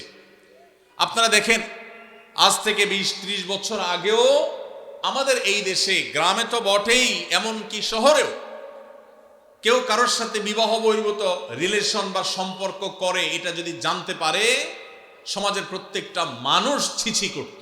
ঠিক না ঠিক? অথচ আজকের বাংলাদেশে আপনারা দেখবেন, অনলাইনে অফলাইনে বিভিন্ন প্রতিষ্ঠানে রসিকতা করে মজা করে গার্লফ্রেন্ড বয়ফ্রেন্ড এই শব্দগুলোকে ইজি করে দেওয়া হয়েছে, ঠিক না বেটি? এখন যুবক যুবতীরা ছেলেমেয়েরা পরস্পরকে তার গার্লফ্রেন্ড তার বয়ফ্রেন্ড এরকম পরিচয় করিয়ে দিতে বা এই শব্দগুলো ব্যবহার করতে ন্যূনতম কোনো ইতস্তত বোধ পর্যন্ত করে না। লাজ লজ্জা তুলে দেওয়া হয়েছে, যুবকদের জড়তাকে শেষ করা হয়েছে। এর ফলশ্রুতি কি? পশ্চিমে তাকান, পূর্বে তাকান, পরিবার ব্যবস্থাপনা মুখ থুবড়ে পড়েছে, সংসার শেষ হয়ে গেছে, মানুষ বিবাহ করার টেন্ডেন্সি হারিয়ে ফেলেছে। সেখানে সন্তান জন্মের হার কমতে কমতে এমন ভয়াবহ আকার ধারণ করেছে, পৃথিবীর প্রত্যেকটা উন্নত দেশ সন্তান জন্মের দেওয়ার জন্য সরকারিভাবে প্রণোদনা দিয়ে, পুরস্কার দিয়ে, টাকা পয়সা দিয়েও সন্তান জন্মের হার বাড়াতে পারছে না। দেশ চালাবার মতো তরুণ জন্ম হচ্ছে না। কারণ মানুষ যখন বিবাহ বহির্ভূত সম্পর্ক করে সেখানে ভোগটাই মুখ্য থাকে, বিবাহের মধ্যে ভোগ মুখ্য থাকে না, বিবাহের মধ্যে ভালোবাসাটাই মুখ্য হয়ে যায়। এবং বিবাহ বহির্ভূত সম্পর্কের মধ্যে প্রেম আর ভালোবাসা এগুলার জিগির যতই বলুক, মুখে যতই প্রেমের আর ভালোবাসার জপুক, বাস্তবে তাদের উদ্দেশ্য আর মতলব থাকে তাদের একে অন্যের সাথে হারাম সম্পর্ক করে হারাম ভোগ করা এবং উপভোগ করা। আপনি এজন্য দেখবেন যারা হারাম সম্পর্ক করে এই মানুষগুলোর মধ্যে এই প্রবণতা আছে যে ভালোবাসি ভালোবাসি বলতে বলতে মুখ দিয়ে দেখবেন সারাদিন ফেনা তুলে ফেলছে, অথচ কয়দিন পরে দেখবেন একজন আরেকজনকে ছেঁকা দিয়ে আরেকজনের সাথে হাঁটা দিচ্ছে। স্বামী স্ত্রী নিজেদের মধ্যে এত বেশি ভালোবাসি জিকির করে না, কিন্তু বৈধ স্বামী স্ত্রী একজন আরেকজনের জন্য ঠিকই জীবন দেওয়ার চেষ্টা করে। আল্লাহ তাআলা এই নাপাক নোংরা ভালোবাসা নামের প্রেমের নামের এই নোংরামি থেকে আল্লাহ তাআলা আমাদেরকে বেঁচে থাকার তৌফিক দান করুন। যারা বৈধ জীবন সঙ্গীকে নিয়ে সুখী হতে চান, ভালোবাসা প্রকৃত অর্থেই ভালোবাসাকে যারা ফিল করতে চান, অনুভব করতে চান, তারা তাদের যৌবনকে এখন থেকে হেফাজত করার সংগ্রাম চালাতে হবে। চেষ্টা করা যাবে তো ইনশাআল্লাহ। আপনার স্কুলে আপনার কলেজে যারা হারাম সম্পর্ক করে, হারাম সম্পর্ককারীদের দৌরাত্ম্য এমন বেড়েছে যে এখন কেউ যদি হারাম সম্পর্ক না করে তাকে নিয়ে পর্যন্ত ওই চরিত্রহীনেরা উপহাস করে। অতএব আপনারা যারা চরিত্রকে রক্ষা করতে পেরেছেন আল্লাহর শুকর আদায় করবেন এবং এই অবৈধ রিলেশন, অবৈধ সম্পর্কের বিরুদ্ধে আমাদের সংগ্রাম চালাতে হবে। ভাইরা আমার, যারা অবৈধ সম্পর্ক করে তারা দেখবেন ভালোবাসা প্রকাশের নাটক, অভিনয় যত রকম আছে সব করে, কিন্তু এর বেশিরভাগই হলো ফেক এবং ভুয়া। আমি এটাকে বলি মেয়েদের ক্ষেত্রে, অনেক মেয়েদের ক্ষেত্রে, আমি সবার কথা বলছি না, অনেক মেয়েদের ক্ষেত্রে বিবাহ বহির্ভূত সম্পর্কের মধ্যে ভালোবাসা এই প্রেম, এই অভিনয় হলো মূলত চাইনিজ এবং ফুচকা খাওয়ার ধান্দা। আর ছেলেদের মধ্যে, বেশিরভাগ ছেলে মেয়েদের মধ্যে যারা বিবাহ বহির্ভূত সম্পর্ক করে তাদের এই প্রেম খেলার মূল উদ্দেশ্য হলো শয়তানি এবং বদমাইশি করা, তাদের লাম্পট্য করা হলো মূল উদ্দেশ্য। অতএব এই চরিত্রহীন এই যে আপনার যুব সম্প্রদায় গড়ে তোলার এক চেষ্টা চলছে, এটা যদি থামাতে না পারি আমরা, তাহলে আমাদের পরিণতি হবে ওই উন্নত দেশগুলোর মতো। ওদের সংসার শেষ হয়ে গেছে, ওদের দাম্পত্য সম্পর্ক ভেঙে গেছে, ওদের মধ্যে বৈবাহিক সম্পর্ক বলতে তেমন কিছু নাই, মানুষ জন্মের হার জিরোতে চলে আসছে, ভয়ঙ্কর একটা বাস্তবতাকে তারা অনুভব করছে। পশ্চিমে যদি যান, তরুণরা, যুবকরা যে যার সাথে ইচ্ছা হারাম সম্পর্ক করতে পারে, কোনো বাধা নাই, কিন্তু তাদের মধ্যে দেখবেন ডিপ্রেশন, আত্মহত্যার প্রবণতা ভয়ঙ্কর। আপনার যেই বন্ধুটা হারাম রিলেশন করেছে ওর মধ্যে মানসিক কষ্ট, দুঃখ, পেরেশানের, ডিপ্রেশন, চিন্তা আপনার চাইতে দেখবেন আরো বেশি। ও ভালোবাসা এবং প্রেম তথাকথিত এই হারাম সম্পর্ক যে নিবেদন করে, এটা যে আদান প্রদান করে, এটার মধ্য দিয়ে সে সুখী হওয়ার কথা, কিন্তু আপনি দেখবেন সে সুখী না, সে হলো সবচাইতে দুঃখী। এই জন্য এই অবৈধ সম্পর্কের জন্য, হারাম ভালোবাসার জন্য যত গান লেখা হয়েছে, এই বেশিরভাগ গানের কথামালা দেখবেন জ্বলে গেছে, পুড়ে গেছে, শেষ হয়ে গেছে, কেউ বাঁচাতে পারবে না, ও আসলে দুনিয়াতে ধ্বংস হয়ে গেছে, জাহান্নাম তোর জন্য অপেক্ষাই করছে। অতএব ঠিক না বলে যুবকরা চরিত্রকে হেফাজত করার জন্য ভেতরে ভেতরে নিয়ত করেন। চেষ্টা করা যাবে তো ইনশাআল্লাহ। ভ্যালেন্টাইন্স ডে কে আমরা সবাই না বলবো তো ইনশাআল্লাহ? কিভাবে না বলবেন? এলাকায় এলাকায় যুবকদের মধ্যে সচেতনতা সৃষ্টি করে লিফলেট বিতরণ করবেন, পারবেন না ইনশাআল্লাহ? যুবক ভাইরা যাদেরকে আল্লাহ তাআলা দ্বীনের বুঝ দিয়েছেন, আমি আপনাদের উদাত্ত আহ্বান করতে চাই, প্রতিটি এলাকায় এলাকায় 14ই ফেব্রুয়ারি উপলক্ষে কোনো প্রকার শয়তানি ক্রিয়াকর্ম করতে দেয়া যাবে না। এলাকায় এলাকায় লিফলেট বিতরণ করবেন। মসজিদ থেকে ইমাম সাহেবদের নেতৃত্বে যুবকদেরকে কাউন্সিলিং করতে বের হবেন। কোন অবস্থাতে আমরা পশ্চিমা ভ্রষ্টামি, পশ্চিমা নষ্টামি, পশ্চিমা নোংরামি, পশ্চিমা অসভ্যতাকে আমাদের দেশে আমদানি করতে দেব না। আমাদের এই দেশের যুবকদেরকে নষ্ট করতে আমরা দেব না। সেজন্য আমরা সবাই চেষ্টা করব তো ইনশাআল্লাহ।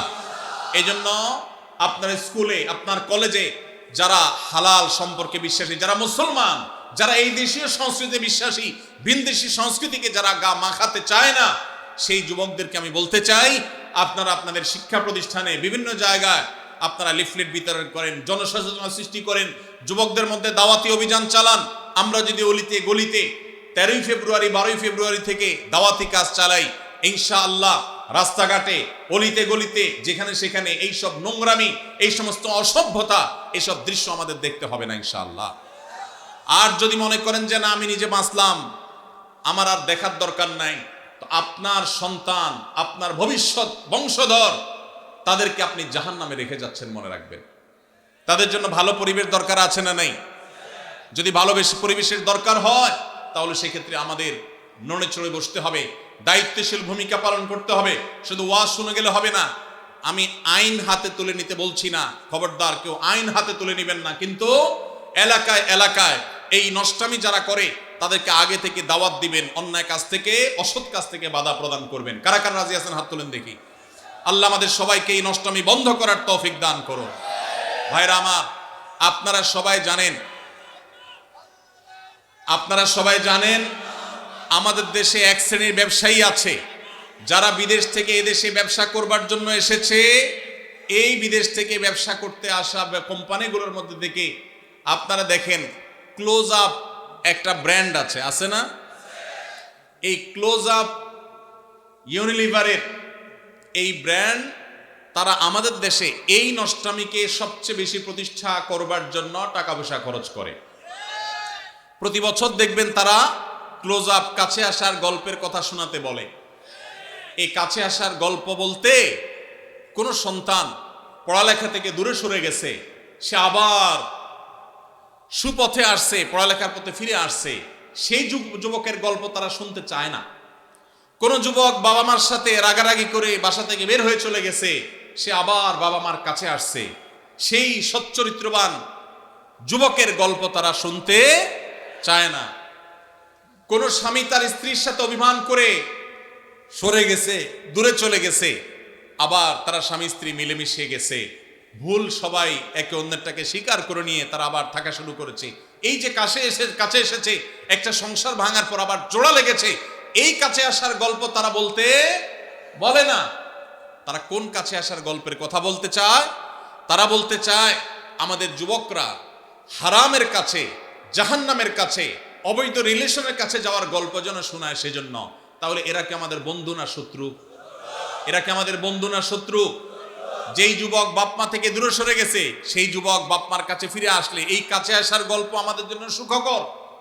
যেই যুবক পড়ালেখা ছেড়ে নষ্ট পথে চলে গেছে, সে সেই পথ থেকে ফিরে এসেছে, এটা আমাদের জন্য সুখকর।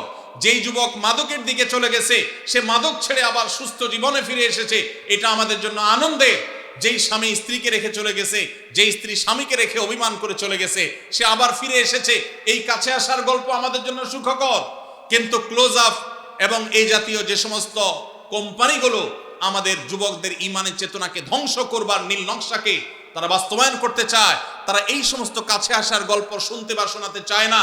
তারা চায় আমাদের যুবকদের হারামের কাছে যাওয়ার গল্প শোনাতে।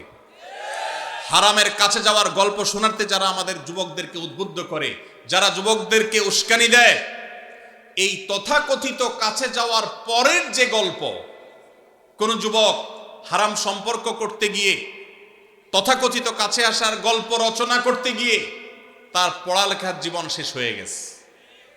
কোন যুবক হারাম পথে আসতে গিয়ে, হারামের কাছে আসতে গিয়ে বাবা মার সাথে সম্পর্ক শেষ হয়ে গেছে।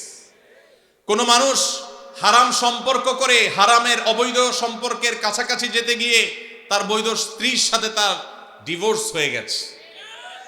এই তথাকথিত কাছে আসার গল্পের পরের যে ঘটনাগুলো, সেগুলো আর তারা আপনাকে বলতে বলবেন। আপনাকে বলবেন, যুবক কিভাবে তুমি কাছে এসেছো হারামের, সেই গল্প শোনাও।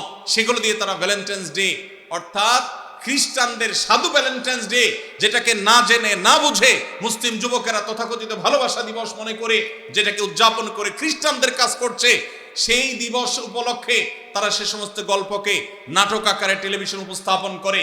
মুসলিম নামধারী ন্যূনতম আত্মসম্মান বোধ থেকে সম্পূর্ণরূপে মুক্ত, যাদের মধ্যে কোনো আত্মমর্যাদা নাই মুসলমান হিসাবে, এরকম নামধারী মুসলমানেরা সেই সমস্ত তথাকথিত ভালোবাসার নাটককে তারা উদযাপন করে, সেগুলোকে তারা উপভোগ করে, সেগুলো দেখে তারা মজা নেয়। এটা ইমানের সাথে যায় না। আপনি ইমানদার হলে আপনার ইমান হরণকারী এই আয়োজনকে আপনি কখনো অ্যাপ্রিসিয়েট করতে পারেন না। এই বিদেশিরা আমাদের দেশ থেকে প্রত্যেকটা ঘরে ঘরে এদের পেস্ট, এদের সাবান, এদের আইটেমগুলো বিক্রি করে আমাদের ঘর থেকে তারা চাঁদা তুলে তারা বিদেশে নিয়ে যাচ্ছে। আবার আমাদেরই টাকা আমাদের কাছে বিক্রি করে যে টাকা তারা ইনকাম করে, সেটা দিয়ে আমাদের সমাজে তারা বিষ, এটা তারা চতুর্দিকে ছড়িয়ে দিচ্ছে। অতএব এদের বিরুদ্ধে আমাদের দাঁড়াতে হবে কি হবে না? এরা যদি এই সমস্ত শয়তানি কর্মকাণ্ড না ছাড়ে, আল্লাহর জন্য এদের এই আইটেমগুলো আমরা বর্জন করতে পারবো তো ইনশাআল্লাহ? ইয়াহুদিদের এই সমস্ত পণ্য আমার মুসলিম ভাইয়ের উপরে বোমা হয়ে ফিলিস্তিনে পড়ছে, আমার গাজাকে শেষ করে দেওয়া হয়েছে, আমার এলাকাতে এসে এই বাংলাদেশে তারা বোমা মারতে পারছে না, কিন্তু আমাদের যুবকদের চরিত্রের উপরে তারা বোমা মারছে। অতএব এদের পণ্য কেনা থেকে আমরা বিরত থাকবো তো ইনশাআল্লাহ? এদের পণ্য দোকানদার ভাইরা যেন না রাখে, সেজন্য তাদেরকে আমরা দাওয়াত দেব, ঠিক আছে না ইনশাআল্লাহ? দোকানে দোকানে দিয়ে ভাইদের হাত পা ধরবো, আমার দেশি পণ্য মান একটু খারাপ হোক, দাম একটু বেশি হোক, তারপরে সেটা বিক্রি করবা। আমরা এই সমস্ত বিদেশি জিনিস কিনবো না, বিক্রি করব না। চেষ্টা করা যাবে না ইনশাআল্লাহ? আমরা দোকানে দোকানে দাওয়াতি কাজ করবো তো ইনশাআল্লাহ? আল্লাহ তাআলা আমাদের যুবক ভাইদের চরিত্রকে হেফাজত করবার তৌফিক দান করুন। ভাইরা আমার, চরিত্র এমন এক জিনিস, একবার যদি আপনি নষ্ট করে ফেলান, তওবা করে ফিরে আসলে আল্লাহ তাআলা মাফ করবেন ঠিকই, কিন্তু আপনার সচ্চরিত্র রাখার যে একটা তৃপ্তি, ওই তৃপ্তি আর কখনো ফিরে আসে না। এই জন্য আমরা সবাই হারাম সম্পর্ক থেকে বেরোয় আসার চেষ্টা করবো তো ইনশাআল্লাহ? পাড়ায় মহল্লায় যুবক বন্ধুদেরকে দাওয়াত দিব, হারাম নয় হালালের পথে চলে আসো। আমরা এমন একটা সময় আসছি, এখন সুস্থ যারা, স্বাভাবিক যারা, তাদেরকে নিয়ে অস্বাভাবিক খারাপ যারা, নোংরা যারা, তারা ট্রল করে। কোনো ছেলের যদি কোনো মেয়ের সাথে সম্পর্ক না থাকে, দেখবেন যে মজা নেয়। এই যে গার্লফ্রেন্ড বয়ফ্রেন্ড, এই শব্দগুলোকে যারা ইজি করে দিয়েছে, এগুলাকে সহজীকরণ যারা করেছে, এদের বিরুদ্ধে আমাদের কাজ করতে হবে। যেখানে এই শব্দের প্রয়োগ দেখবেন, সেখানেই দাওয়াতি কাজ চালাবেন, সেখানেই কাউন্সিলিং করবেন, ঠিক আছে তো ইনশাআল্লাহ? বয়ফ্রেন্ড এবং গার্লফ্রেন্ড, এই শব্দের মিনিং কি? এই শব্দের মিনিং হলো একজন দুশ্চরিত্রবান নারী এবং পুরুষ। গার্লফ্রেন্ড কারোর থাকা মানে হলো সেই ছেলে দুশ্চরিত্রবান, কারোর বয়ফ্রেন্ড থাকার মানে হলো সেই চরিত্রহীন। এই লাম্পট্যকে যারা শিল্পে পরিণত করেছে, তাদের বিরুদ্ধে আমাদেরকে জাগতে হবে, জাগাতে হবে ইনশাআল্লাহ। সবাই জাগবেন তো ইনশাআল্লাহ? সমাজকে জাগাতে হবে ভাইরা। আমাদের এই সমাজে স্বামী স্ত্রী এই শব্দের সাথে আমরা পরিচিত ছিলাম আজ থেকে 20-40 বছর আগেও। কারোর হারাম সম্পর্ক আছে এটা জানলেই বলা যাইতো না, বলার মতো অবস্থা ছিল না। আর এখন অনায়াসে, নির্দ্বিধায়, বাধাহীনভাবে একে অন্যের সাথে পরিচয় করাচ্ছে তার গার্লফ্রেন্ড, তার বয়ফ্রেন্ড। তার মানে সে একজন চরিত্রহীন, তার দুশ্চরিত্র কর্মের সঙ্গী, সেই পরিচয় দিচ্ছে খুল্লম খোলা। এটাকে কতটা ইজি করে ফেলা হয়েছে। আপনারা যে নাটক দেখে মজা নেন, আপনারা যে সিনেমা দেখে মজা নেন, আপনারা যে উপন্যাস পড়ে মজা নেন, এই সবগুলোর খোলাসা কথা দেখবেন একটাই, যে হারাম সম্পর্ক করো। সব গল্পের মূল কথা একটা না, হারাম সম্পর্ক করা। আমাদের যুবকদেরকে যেখানে সংগ্রামী করা হবে, যুবকদের চেতনাকে যেখানে ধার করা উচিত, আমাদের যুবকদেরকে যেখানে সংগ্রামী এবং চেতনাদীপ্ত করা উচিত, তাদের তেজ বৃদ্ধি করা উচিত, সেখানে তাদেরকে শেখানো হচ্ছে অবৈধ সম্পর্কের কথা। ভাইরা আমার, এই অপশক্তি এটা আস্তে আস্তে আমাদের শিক্ষা প্রতিষ্ঠানগুলোকে গ্রাস করে ফেলেছে, আমাদের সমাজগুলোকে শেষ করে ফেলেছে। আমরা যদি এখনো সজাগ না হই তাহলে আর কখন সজাগ হব? অন্তত এই যে ভ্যালেন্টাইন্স ডে আসছে, এটাকে কেউ ভালোবাসা দিবস বলবেন না আল্লাহর ওয়াস্তে, এটাকে ভালোবাসা দিবস বলবেন না। ভালোবাসা দিবস এটা নয়, এটা হলো অবৈধ সম্পর্ক, লাম্পট্য এবং বদমাইশি এবং চরিত্রহীনতার দিবস। কারণ কোন বিবাহিত স্বামী স্ত্রী তাদেরকে দেখবেন না 14 ফেব্রুয়ারি উপলক্ষে তারা ভালোবাসা আদান প্রদান করতে। 14 ফেব্রুয়ারির সকল ভালোবাসা আদান প্রদান এগুলো সব হলো অবৈধ ভালোবাসার আদান প্রদান। 14 ফেব্রুয়ারির তথাকথিত ভালোবাসার আদান প্রদান এগুলো সব হলো চরিত্রহীনতার আদান প্রদান। আল্লাহ তাআলা আমাদের সবাইকে এটার বিরুদ্ধে সংগ্রাম করবার তৌফিক নসিব করুন। চেষ্টা করবেন তো ইনশাআল্লাহ। যেসব যুবক ভাইয়েরা হারাম সম্পর্কে জড়িয়ে গেছেন তাদেরকে আমরা বিনীতভাবে আরজ করতে চাই, আল্লাহর ওয়াস্তে এ হারাম সম্পর্কে বের হয়ে আসেন। আল্লাহ আমাদের সবাইকে আমলের তৌফিক দান করুন। জাযাকুমুল্লাহু খায়রা ওয়া আখিরু দাওয়ানা আলহামদুলিল্লাহি রাব্বিল আলামিন। ভাই, আপনাদের অনেক প্রশ্ন আমার কাছে আসছে, কিন্তু সময় আমার হাতে অনেক কম, যার কারণে আমরা যতগুলো সম্ভব উত্তর দেওয়ার চেষ্টা করছি।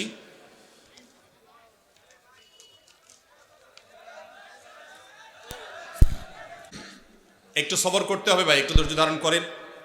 আমরা সংক্ষেপে প্রশ্নোত্তর সেশনটা শেষ করার চেষ্টা করি ইনশাআল্লাহ। প্রথম প্রশ্ন, বিসমিল্লাহ। মহল্লায় যোগ্য ইমাম থাকা সত্ত্বেও গ্রামের সম্মানীয় লোক যারা কিনা অন্যত্রে কর্মরত, কিন্তু দুই ঈদের নামাজ, পশু কুরবানি ও বিয়ে শাদী শেষে নির্দিষ্ট পরিমাণ টাকা নিয়ে থাকলে তাদের জন্য হালাল হবে কিনা, নাকি এটা মহল্লার ইমাম সাহেবের হক? ভাইরা আমার, প্রথম কথা হলো, ইমাম সাহেবদের আপনারা বেতন কত দেন এলাকার মানুষ আমি জানি না। ইমাম সাহেবের বেতন যদি 5,000 7,000 দেন, তাহলে ইমাম সাহেবের তো সংসার চালানোর জন্য ওই গরুর পশু কোরবানি করে তারপরে যায়া বিভিন্ন রকমের ডানে বামে নানা রকমের কাজ করে তারপরে তার সংসার চালাইতে হবে। এটা তো এলাকাবাসীর জন্য লজ্জা। এই প্রশ্নই হলো এলাকাবাসীর জন্য একটা লজ্জার বিষয় যে আপনাদের ইমাম সাহেবরা গরু কোরবানি করে তাদের সংসার চালাইতে হয় কেন? মসজিদে ইমাম সাহেবরা ইমামতি করেন, তাদের বেতন আপনারা কম দেন কেন? ইমাম সাহেবরা আছেন কেউ এখানে? বলেন, ইমাম সাহেব কে আছেন? ধরা হয়ে যাক এখনই। আছেন? কই ইমাম সাহেব আছেন? ভাই, বেতন কত আপনার বলেন, সত্য বলেন। হ্যাঁ, মাশাআল্লাহ, 12,000 হলে তো খারাপ না একেবারে। কোন মসজিদ আপনার? কেন্দ্রীয় মসজিদের ইমাম যদি 12,000 হয় তাহলে বাইরে তো 5,000 হবে। আর বাকি ইমাম সাহেবরা কই? ইমাম সাহেবরা আছেন কেউ? থাকলে হাত তোলেন। ইমাম সাহেবরা অনেকে তারা হয়তো বলতে চান না, আপনাদের মান সম্মান বাঁচানোর জন্য আপনারা ইমাম সাহেবদেরকে, এই এলাকাতে প্রচুর প্রবাসী থাকে আমি জানি। বাবাজি, কোন এলাকার কোন মসজিদের ইমাম? মাশাআল্লাহ, আপনার বেতন কত? 4,000। এই কপালপড়া এলাকার কোন লোক আছে এখানে? আছে? ছি ছি ছি ছি ছি, লজ্জা। ভাই, এই এলাকার মানুষ যারা, ভালো করে শুনে রাখেন, এই মসজিদ কমিটির যারা দায়িত্বশীলরা আছেন, আল্লাহকে ভয় করেন, আল্লাহকে ভয় করেন। আপনার যে ইমাম সাহেব 5 ওয়াক্ত নামাজ পড়ানোর দায়িত্ব নিয়েছেন, এই 5 ওয়াক্ত নামাজ পড়াতে গেলে আর তেমন কোনো কাজ করা যায় না। ইমাম সাহেবদেরকে আপনারা 4,000 টাকা বেতন দেন। ছি ছি ছি, বাংলাদেশে কোনো কাজের লোকের বেতন এখন 4,000 টাকা পাওয়া কঠিন। ইমাম সাহেবদের এই অপমান, এটা কোন অবস্থাতে এলাকাবাসী সহ্য করা উচিত না। এই মসজিদ কমিটির বা এই মসজিদের মুসল্লিরা কেউ থাকলে হাত তোলেন। আমরা আসামি দেখতে চাই। আসামি কই? আসামি আছে এখানে? আল্লাহ তাআলা আমাদের ভাইদেরকে হেদায়েত দান করুন, আমরা দোয়া করি। ভাইদের প্রতি আমি আজকে আহ্বান করে রাখলাম, মেহেরবানি করে ইমাম সাহেবের বেতন বাড়াই দিবেন। এর আগে কুমিল্লার আরেক এলাকাতে এরকম ইমাম সাহেবদের এই অবস্থা। কুমিল্লা জেলার বদনামি করে ফেলবেন তো আপনারা। হ্যাঁ, এত বড় জেলা, এত ঐতিহ্যবাহী জেলা, ইমাম সাহেবদের বেতন 4,000 টাকা। ছি ছি ছি, কোনোভাবে এটা মানা যায় না, কোনোভাবে এটা মানা যায় না। আল্লাহর ওয়াস্তে এটা পরিবর্তন করবেন তো ইনশাআল্লাহ? এই যে ইমাম সাহেব গরু কোরবানি করে টাকা কামাই করবে, খতম পড়ে টাকা কামাই করবে, দোয়া করে টাকা কামাই করবে। কেন?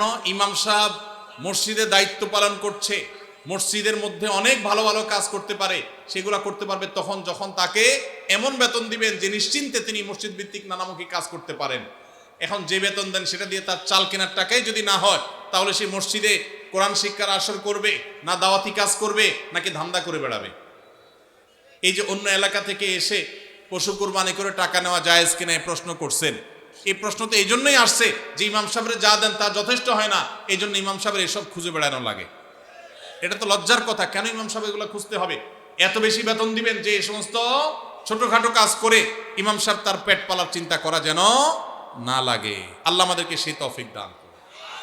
এখন বাহির থেকে কেউ যদি এসে এগুলো করে, হারাম না, এটা মোটেও হারাম না। কেউ যদি পারিশ্রমিক নিয়ে পরিশ্রম করে, যেখানে টাকা নেওয়া জায়েজ শরীয়তে, যেমন পশু কুরবানি করে টাকা নেওয়া জায়েজ, অতএব কেউ এরকম নিতে চাইলে জায়েজ আছে। এলাকার ইমাম সাহেব নিবে, বাইরে কেউ আসতে পারবে না, এমন কোনো কথা নাই। কোরআন হাদিসে এটা ইমাম সাহেবের হক বলতে কোনো কিছু নাই, যে কেউ করতে পারে। তবে হ্যাঁ, কোনো এলাকার ইমাম সাহেবের বেতন যখন অনেক কম, আরেকজন সচ্ছল মানুষ, তিনি ইমাম সাহেব বেচারার বেতন কম, এলাকাবাসী নালায়েক নাখান্দা, তাদের রুচির বৈকল্য দেখা দিয়েছে, এজন্য ইমাম সাহেবের বেতন সম্মানজনকভাবে দেয় না। এরকম অবস্থায় বাহির থেকে একজন মানুষ যার অনেক উপার্জন আছে, সে এসে ইমাম সাহেব 2-4 পয়সা এখান থেকে পায়, এটাতে ভাগ বসানো অবশ্যই তার অনুচিত। কিন্তু যদি সে নেয়, এই উপার্জন তার হারাম হবে না, কিন্তু তার এটা রুচির ব্যাপার, এটা তার আখলাক, উত্তম আখলাকের পরিচয় যে সে ইমাম সাহেবের এখানে ভাগ যেন না বসায়। ভাইরা, ইমাম সাহেবদের বেতন বাড়াই দিবেন তো ইনশাআল্লাহ? এত প্রবাসী এখানে, ইমাম সাহেবদের বেতন 4,000 5,000 কেন ভাই? আল্লাহ আমাদের সবাইকে হেদায়েত দান করুন। মসজিদের ইমাম সাহেবের জন্য টাকা কালেকশন করে সেই টাকা মসজিদের ফান্ডে জমা রাখা যাবে কিনা? ইমাম সাহেবের জন্য টাকা কালেকশন করে সেই টাকা মসজিদে রাখতে পারবেন কিনা? এই অপকর্মটা ঈদের সময় বেশিরভাগ ঈদগাহে, বেশিরভাগ মসজিদে হয়। টাকা তোলার সময় গামছা নিয়ে বলতেছেন ইমাম মুয়াজ্জিনের হাদিয়া দেন। টাকা উঠছে 20,000, ইমাম মুয়াজ্জিনের 10,000 ভাগ করে দিয়ে বাকিটা মসজিদে রেখে দিয়েছেন। মসজিদ কমিটির লোকেরা পরিষ্কার একটা হারাম কাজ করলেন।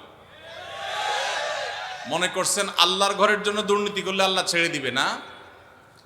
টাকা তোলার সময় যদি ইমাম মুয়াজ্জিনের জন্য বলেন, তাহলে এটি ইমাম মুয়াজ্জিনকেই দিতে হবে, ওটা মসজিদে রাখতে পারবেন না। টাকা যদি ইমাম সাহেবের জন্য বলেন যে ইমাম সাহেবের হাদিয়া, মুয়াজ্জিন সাহেবের হাদিয়া, যেটা বলে তুলবেন সেটাই করতে হবে। নসুল ওয়াকিফে কানাসি শারিআ, দাতা যে জন্য দিবে আপনাকে সেই খাতে খরচ করতে হবে। আপনি ইমাম সাহেবরে সামান্য কিছু দিয়া, বুঝ দিয়া বাকিটা মসজিদে রেখে দিয়েছেন, এটার নাম দুর্নীতি। এটার নাম কি? এটা জায়েজ নাই। অনেক কমিটির ভাইরা এটা করেন, চিন্তা করছে সারা জীবন নিজের জন্য চুরি, 2 নম্বরই দুর্নীতি করলাম, এবার আল্লাহর ঘরের জন্য একটু 2 নম্বরই করি। জায়েজ হবে? ভাইরা আমার, এই জন্য সতর্ক থাকতে হবে, খবরদার। আর ইমাম সাহেবদেরকে বসায়া ঈদের দিন গামছা নিয়ে তাদের জন্য টাকা তোলা, এটাও তো আরেক লজ্জার কথা। ইমাম সাহেবদেরকে হাদিয়া দিবেন, এটার জন্য তাদেরকে বসায় রেখে তাদের সামনে ভিক্ষা করবেন, টাকা তুলবেন, এটা তো অপমানজনক কথা ইমাম সাহেবদের জন্য। কেন রে ভাই? এলাকাবাসী বিভিন্নভাবে ইমাম সাহেবদের ঈদ উপলক্ষে, ঈদের তারা বেতন পাবে, বেতনের পাশে এক্সট্রা একটা বোনাস পাবে, সেই ব্যবস্থা করা যায় না? নিজেরা বেতন দানের টাকা বাড়াই দিয়া ইমাম সাহেবদেরকে, মুয়াজ্জিনদেরকে বোনাস দিবেন, তাদেরকে ভিক্ষা দিবেন না, তাদেরকে অপমান করবেন না। যে এলাকাবাসী তাদের ইমামকে সম্মান করতে পারে না, মর্যাদা দিতে পারে না, তাদের চাইতে হতভাগা, তাদের চাইতে দুর্ভাগা আর কেউ হতে পারে না। ভাইরা আমার, কুমিল্লার বদনামি শুরু হয়ে যাবে তো এরকম একের পর এক প্রশ্ন এগুলাই আসতেছে। আপনারা সবাই ইমাম সাহেবদের হক আদায় করার চেষ্টা করবেন তো ইনশাআল্লাহ? আর ইমাম সাহেব যারা, তাদেরকেও বলতেছি, আপনারাও নিজেদের আত্মমর্যাদা বজায় রাখবেন, প্রয়োজনে না খায় থাকবেন, কিন্তু নিজের মান সম্মান নষ্ট করে টাকা কামাই করতে যাবেন না। আল্লাহ আমাদের ইমাম সাহেবদেরকে সেরকম ইমাম হওয়ার তৌফিক দান করুন। এরপরে প্রশ্ন হলো, গ্রামের নাম কৃষ্ণপুর, অতএব কারণে মসজিদ ও মাদ্রাসার নামের পূর্বে কৃষ্ণ শব্দটি ব্যবহার হচ্ছে, এতে গ্রামের লোকদের করণীয় কি? কোনো অসুবিধা নাই ভাই। কৃষ্ণপুর ইসলামিয়া হাফিজিয়া মাদ্রাসা, কৃষ্ণপুর বাইতুর রহমান মসজিদ, কথার কথা, কোনো অসুবিধা নেই। জায়গার নাম যেটা আছে সেই নামের মধ্যে যদি কোনো আপত্তিকর কোনো শব্দ থাকে যেটা মুসলমানের বিশ্বাসের সাথে যায় না, জায়গার নাম হিসাবে সেটা উল্লেখ করলে গুনাহ হবে না। তবে যদি খুব বেশি আপত্তিকর নাম থাকে যথাযথ নিয়মে প্রশাসনের কাছে এলাকাবাসী সবাই মিলে দাবি দাওয়া তুলে সেটার পরিবর্তনের চেষ্টা করা যেতে পারে যদি সেরকম আপত্তিকর হয়। তবে এই যে কৃষ্ণপুর নাম আছে, এই কৃষ্ণপুর নাম এটা করে মসজিদ বা মাদ্রাসার সামনে বা শুরুতে থাকলে, যেমন এখানে আপনারা লিখছেন কৃষ্ণপুর ইসলামিয়া হাফেজিয়া মাদ্রাসা, কোনো অসুবিধা নেই, এটা জায়গার নাম। ঠিক একইভাবে কৃষ্ণপুর কথার কথা বাইতুর রহমান মসজিদ, বাইতুল করিম মসজিদ, জায়গার নাম লিখেছেন, কোনো অসুবিধা নেই। আপনি এখানে বিশ্বাস, আপনি কৃষ্ণের প্রতি বিশ্বাস করেছেন এমন কথা না, শুধু জায়গার নাম হয়েছে বিধায় এটার কারণে আপনার কোনো গুনাহ হবে না।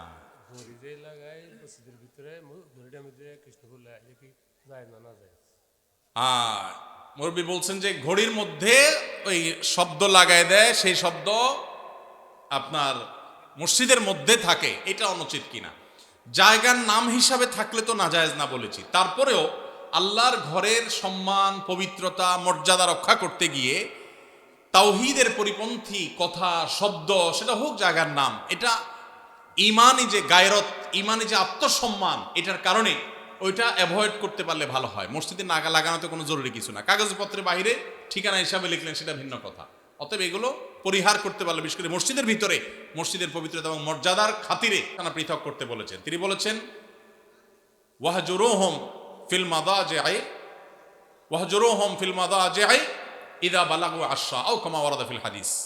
কোন কোন বর্ণনায় ওয়াফাররিকুহুম আসছে, নিজের সন্তানদের বয়স যখন 10 হবে তখন তাদের বিছানা পৃথক করে দাও।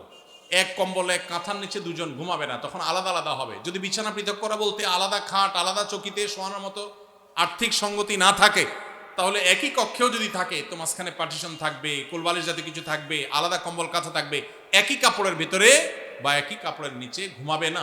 এটা নানাবিধ অনাচারের পথকে উন্মুক্ত করে। আরও আগে থেকে যদি বাচ্চাকে অভ্যাস গড়ে তোলা হয় সেটা সবচেয়ে ভালো।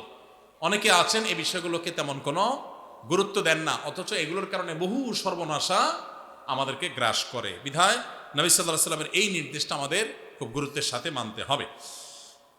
এরপরে প্রশ্ন হলো, জানাজার পরে দাফনের পূর্বে মুনাজাত করা জায়েজ কিনা? জানাজার পরে, দাফনের আগে কোনো দোয়া নেই। জানাজার পরে অনেক এলাকাতে জানাজার নামাজের পরে ইমাম সাহেব মুসল্লিদেরকে নিয়ে দোয়া করে, এটা সুন্নাত দ্বারা সাব্যস্ত নয়। জানাজার নামাজটাই তো দোয়া।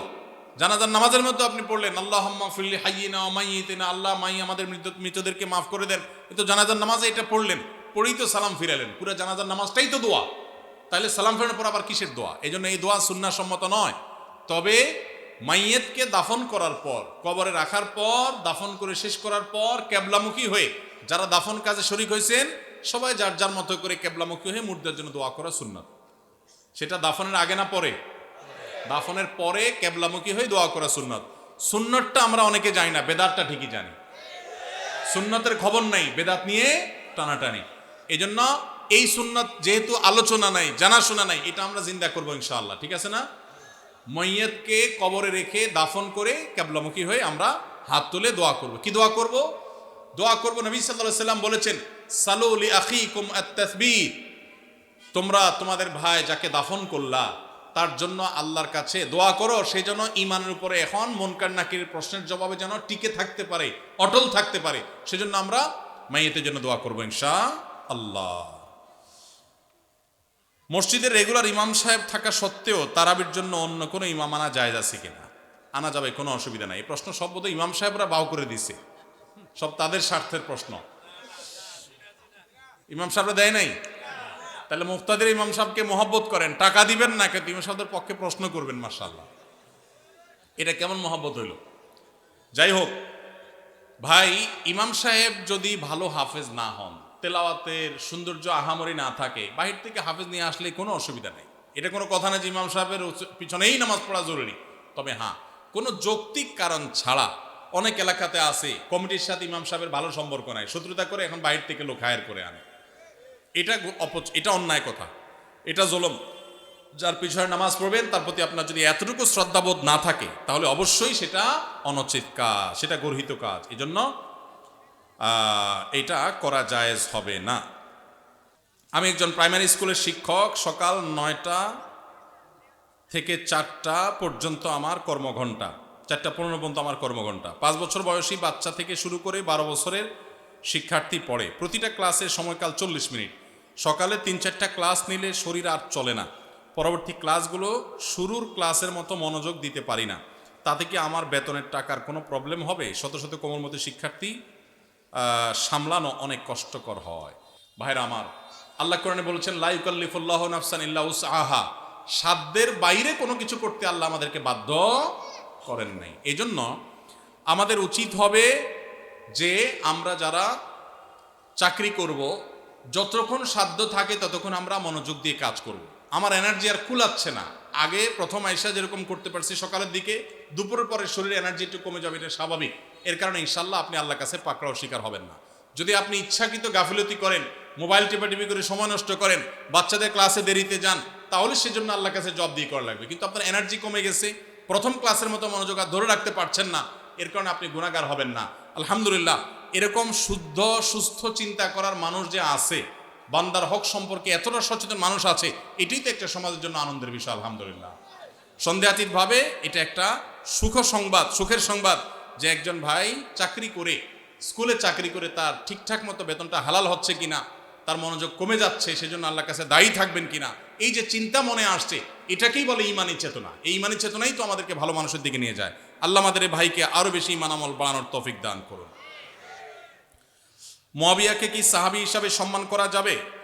নাউজুবিল্লাহ, এটা কেমন প্রশ্ন করেছেন? যে ভাই প্রশ্ন করেছেন তার হয়তো জানার ঘাটতি আছে। মুআবিয়া রাদিয়াল্লাহু তাআলা আনহু নবী করিম সাল্লাল্লাহু আলাইহি সাল্লামের অত্যন্ত স্নেহভাজন, অত্যন্ত স্নেহধন্য সাহাবীদের একজন। সাহাবী হিসাবে সম্মান করা যাবে কিনা, মানে সিনিয়র সাহাবীরা, তাঁর জীবদ্দশায় সিনিয়র বড় বড় সাহাবীদের কেউ তাকে অসম্মান করেছেন দেখাতে পারবেন? তাহলে আপনার মনে প্রশ্ন কোত্থেকে আসলো? সাহাবীদের মধ্যে নিজেদের মধ্যে বহু বিষয়ে মতপার্থক্য হয়েছে, এমনকি যুদ্ধ পর্যন্ত হয়েছে। নবীজি সাল্লাল্লাহু আলাইহি সাল্লাম পরিষ্কারভাবে নিষেধ করেছেন যে আমার সাহাবীদেরকে গালমন্দ করবে না, সমালোচনা করবে না।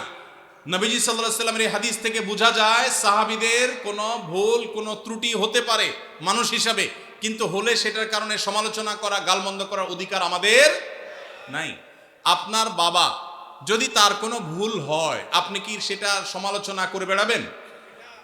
সাহাবীদের সম্পর্কে নবী সাল্লাল্লাহু আলাইহি ওয়াসাল্লাম হাদিসগুলো একটা একটা করে পড়ে দেখবেন। এটা দুর্ভাগ্যজনক যে আমাদের সমাজে এই জাতীয় বিষয়গুলোকে নানাভাবে আমাদের সামনে এস্টাবলিশ করা হয়েছে, নানাভাবে। দেখুন, সাহাবীরা সবাই ভুলের ঊর্ধ্বে, সবাই নিষ্পাপ, মাসুম, এটা আহলুস সুন্নাত জামাতের কারোর আকীদা বিশ্বাস না। কিন্তু তাদের যদি কোনো ব্যক্তিগত সিদ্ধান্তে ভুল হয়, ইজতিহাদি বুঝার কোনো ভুল হয়, আপনি আমি সমালোচনা করবার কোনো অধিকার নবী সাল্লাল্লাহু আলাইহি সাল্লাম আমাদেরকে দেন নাই। কে সাহস দিয়েছে আপনাকে যে আপনি আল্লাহ নবী সাল্লাল্লাহু আলাইহি সাল্লামের সাহাবীর দোষ বা ভুল চর্চা করবেন, সমালোচনা করবেন? মনে রাখবেন, কোরআনের আয়াতে আয়াতে দেখবেন আল্লাহ তাআলা সাহাবীদের পুরো জামাতের বিভিন্ন প্রশংসামূলক বাক্য ব্যবহার করেছেন। সীমাহুম ফি উজুহিহিম মিন আসারিস সুজুদ তারাহুম রুকআন সুজদান ইয়াবতাগুনা ফাদলা মিনাল্লাহি ওয়া রিদওয়ানা। সাহাবীরা, আল্লাহ বলছেন তারা আল্লাহর সন্তুষ্টি চায়, অন্য কিছু চায় না, ইখলাস আছে তাদের, আর আপনি সমালোচনা করেন কিভাবে? ভাইরা আমার, মুআবিয়া রাদিয়াল্লাহু তাআলা আনহু কে জানেন? তিনি সেই সাহাবী যাকে নবী সাল্লাল্লাহু আলাইহি সাল্লাম ওহী লেখার দায়িত্ব দিয়েছেন, কাতেবে ওহী। সহজ কথা না। জিবরিল আলাইহিস সালাম যখন নবীজির কাছে ওহী নিয়ে আসতেন, তিনি লেখা জানতেন না, নবীজি লেখা জানতেন না। কত বড় বিশ্বাস করলে, কত বড় আস্থা থাকলে মুআবিয়া রাদিয়াল্লাহু তাআলা আনহু লিখছেন, কি লিখছেন নবীজি? তিনি যেহেতু লেখাপড়া জানতেন না, তিনি উম্মি ছিলেন, কি লিখছেন তিনি জানেন না, কত বড় বিশ্বাস থাকলে তাকে দিয়ে নবী সাল্লাল্লাহু আলাইহি সাল্লাম ওহী লেখাইছেন। সেই কাতেবে ওহী, তিনি সাহাবী হিসাবে পরিপূর্ণ মর্যাদা পাবেন। ভাইরা আমার, ঈমান নিয়ে যারা নবীজিকে দেখেছেন এবং ঈমানদার অবস্থায় গেছেন, তাদের যদি কোনো ভুল ত্রুটি হয়ও, আপনারা একটা হাদিস সহিহ বুখারীতে পাবেন। নবীজি বলেছেন, যারা বদরের যুদ্ধে শরীক হয়েছে, অংশগ্রহণ করেছে, তাদের সম্পর্কে নবীজি সাল্লাল্লাহু আলাইহি সাল্লাম বলেছেন যে আমালু মা শি'তুম কাদ গাফারাল্লাহু লাকুম, যারা বদরের শরীক হয়েছো, তোমরা যা খুশি করো, আল্লাহ তোমাদের মাফ করে দিয়েছে। আল্লাহ যদি মাফ করে দেয়, আপনি সমালোচনা করার কি? আপনার আমার সমালোচনা করার রাইট আছে? এরকম সাহাবীদের নিয়ে এরকম আরো বহু হাদিস আছে। সব হাদিসগুলোকে সামনে রাখলে বোঝা যায় এটা আমাদের ঈমানের যে ধ্বংসাত্মক একটি বিষয়। আমরা তাদের কোনো দোষ, কোনো ভুল, এটা থেকে শিক্ষা গ্রহণ করব, চর্চা নয়, সমালোচনা নয়। সাহাবীরা ব্যক্তি হিসাবে, মানুষ হিসাবে বিশেষ কোনো ভুল কারোর দ্বারা হতে পারে, এটার ঊর্ধ্বে তারা না, তারা মাসুম না। কিন্তু সাহাবিদের যে পুরো জামাতে সাহাবা, সেটা মৌলিকভাবে মোটা দাগে এটা আমাদের জন্য অনুসরণীয়, অনুকরণীয়। কিন্তু ব্যক্তি হিসাবে ব্যক্তি কেন্দ্রিক ভুল ভ্রান্তি থেকে তারা সবাই ঊর্ধ্বে মাসুম ছিলেন, এটা কারোর বিশ্বাস না। কিন্তু তাদের প্রতি অভক্তি, অশ্রদ্ধা, তাদের সমালোচনা করা, গালমন্দ করা আহলে সুন্নাত জামাতের সমস্ত উলামায়ে কেরামের ঐক্যমত এটি নাজায়েজ, এটি গুনাহ এবং এটি বিভ্রান্তি। সাহাবীদের সমালোচনার এই কাজ শুরু করেছে শিয়ারা সবচেয়ে বেশি। তারা আম্মা জান আয়েশা রাদিয়াল্লাহু তাআলাকে গালমন্দ করে, আবু বকর রাদিয়াল্লাহু তাআলাকে গালমন্দ করে, আলী রাদিয়াল্লাহু তাআলাকে গালমন্দ করে, আর অনেক সাহাবীকে, আলী রাদিয়াল্লাহু তাআলা ছাড়া অন্য যে সমস্ত ওমর রাদিয়াল্লাহু তাআলাকে গালমন্দ করে, তারা নবীজির সাহাবীদেরকে গালমন্দ করে। এটা শিয়াদের কাজ। আল্লাহ তাআলা আমাদেরকে এই সমস্ত গুনাহ থেকে বেঁচে থাকার তৌফিক দান করুন। সুদে টাকা লাগায় এমন ব্যক্তি সমাজে বিচার করে, তার বিধান কি? সুদে টাকা লাগায় এই রকম আসামি থাকলে তার নিজেরই তো বিচার করা উচিত।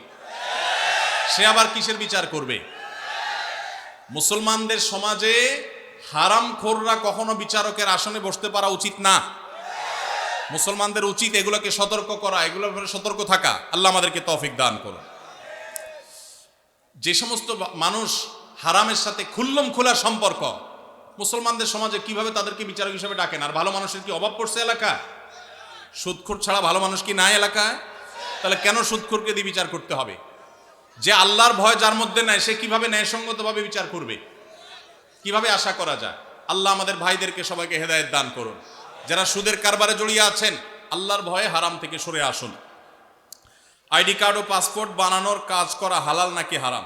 আইডি কার্ড বা পাসপোর্টের কাজ, অর্থাৎ কারোর আইডি কার্ড পাসপোর্ট লাগবে, সেটার জন্য কাগজপত্র রেডি করলেন, অনলাইনে ফর্ম ফিল আপ করে দিলেন, এসব কাজ টাজ করে আপনি ফি নিলেন, এটা জায়েজ আছে। কিন্তু আপনি আইডি কার্ড এবং পাসপোর্ট অবৈধ উপায়ে, যেটা পাওয়ার কথা না সেটা পাওয়াই দিবেন, যেটা 10 দিনে পাওয়ার কথা সেটা 5 দিনে পাওয়াই দিবেন, এই রকম করে যদি আপনি অফিসারদের সাথে তলে তলে লিঙ্ক করে ঘুষের লাইন করে আর ক্লায়েন্টের কাছ থেকে টাকা নেন, তাহলে সেই উপার্জন আপনার হারাম। কথা কি বুঝাতে পারছি? একটা হলো যে আপনার একটা দোকান আছে, কম্পিউটারের দোকান আছে, নেট সার্ভিস আছে, আপনি অনলাইনে ফর্ম ফিল আপ করে দিলেন, কাগজপত্র আগায় জোগায় দিলেন, এটার জন্য ফি আপনি 2000 4000 আপনি নিতে পারবেন।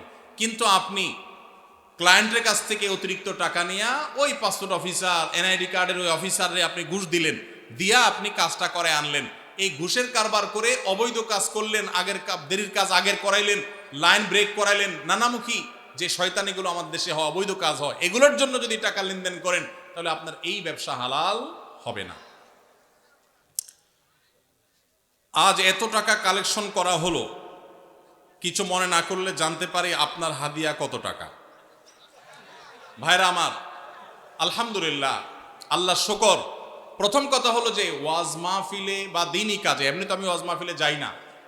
আপনাদের এলাকারই ভাই, কি নাম ওনার? হানিফ ভাই বোধহয়। হানিফ ভাই, উনি আমাদের অফিসে লোক পাঠাইছেন। তিনি বলতেছেন যে আমাদের অফিস থেকে লোক নাকি বলছে যে আমরা এই মাহফিল করব। এটা বহু কয়েক মাস আগের কথা, আমাদের মনে নাই। যেহেতু ভাই বলছেন, মুসলমান তো মিথ্যা বলবে না, তাহলে হয়তো আমাদের কেউ বলছে। আমরা সেই ওয়াদা রক্ষা করার জন্য আসছি। আসার ক্ষেত্রে আমি হানিফ ভাইকে আমার অফিস থেকে শর্ত দিয়ে দিছি যে মাহফিল করার পর আমাকে কোনো টাকা পয়সা, কোনো হাদিয়া দিবেন না, এই শর্তে আমি আসতে পারি। আলহামদুলিল্লাহ, ওনার সাথে আমার চুক্তি হয়েছে হানিফ সাহেবের কাছে, আমি খাবো না, কোনো হাদিয়াও নেব না। আলহামদুলিল্লাহ, আমি এখানে খানাও খাই নাই, হাদিয়াও নেব না, ইনশাল্লাহ চুক্তি করেই আমি আসছি। কোনো জায়গায় কেউ যদি আমাদের পথ খরচ দেয় বা হাদিয়া দেয়, আলহামদুলিল্লাহ, আমরা যেখানে মানুষ খুব জোরাজোরি করে নেই। আর যদি কোনো মসজিদ মাদ্রাসা হয় বা দিনী প্রতিষ্ঠান হয়, সচরাচর আমরা চেষ্টা করি পথ বড়াটাও নিজের পকেট থেকে দিয়ে যাওয়ার। এটা যেহেতু প্রশ্ন খোঁচা মেরে করেই ফেললেন, সেই প্রসঙ্গে বলা, হানিফ ভাই এখানে উপস্থিত আছে, সাক্ষী উপস্থিত আছে, ওনার সাথে চুক্তি করা হয়েছে। যেহেতু মাদ্রাসার মাহফিল, মাদ্রাসার জন্য দুনিয়ার টাকা উঠানো লাগতেছে, একটা মসজিদ নাই, বাচ্চাদের থাকার জায়গা নাই, তাহলে এখান থেকে আমার হাদিয়া নেওয়া লাগবে কেন? আলহামদুলিল্লাহ, আমার চলার মতো ব্যবস্থা আল্লাহ তাআলা আমাকে দিয়েছে, যথেষ্ট দিয়েছে। অতএব আপনারা বরং মসজিদের জন্য সহযোগিতা করবেন, জমির জন্য সহযোগিতা করবেন, করবেন তো ইনশাআল্লাহ? মাদ্রাসার ছাত্রদের থাকার ভালো ব্যবস্থা যেন হয়, সেজন্য সাহায্য করবেন, ঠিক আছে না ইনশাআল্লাহ?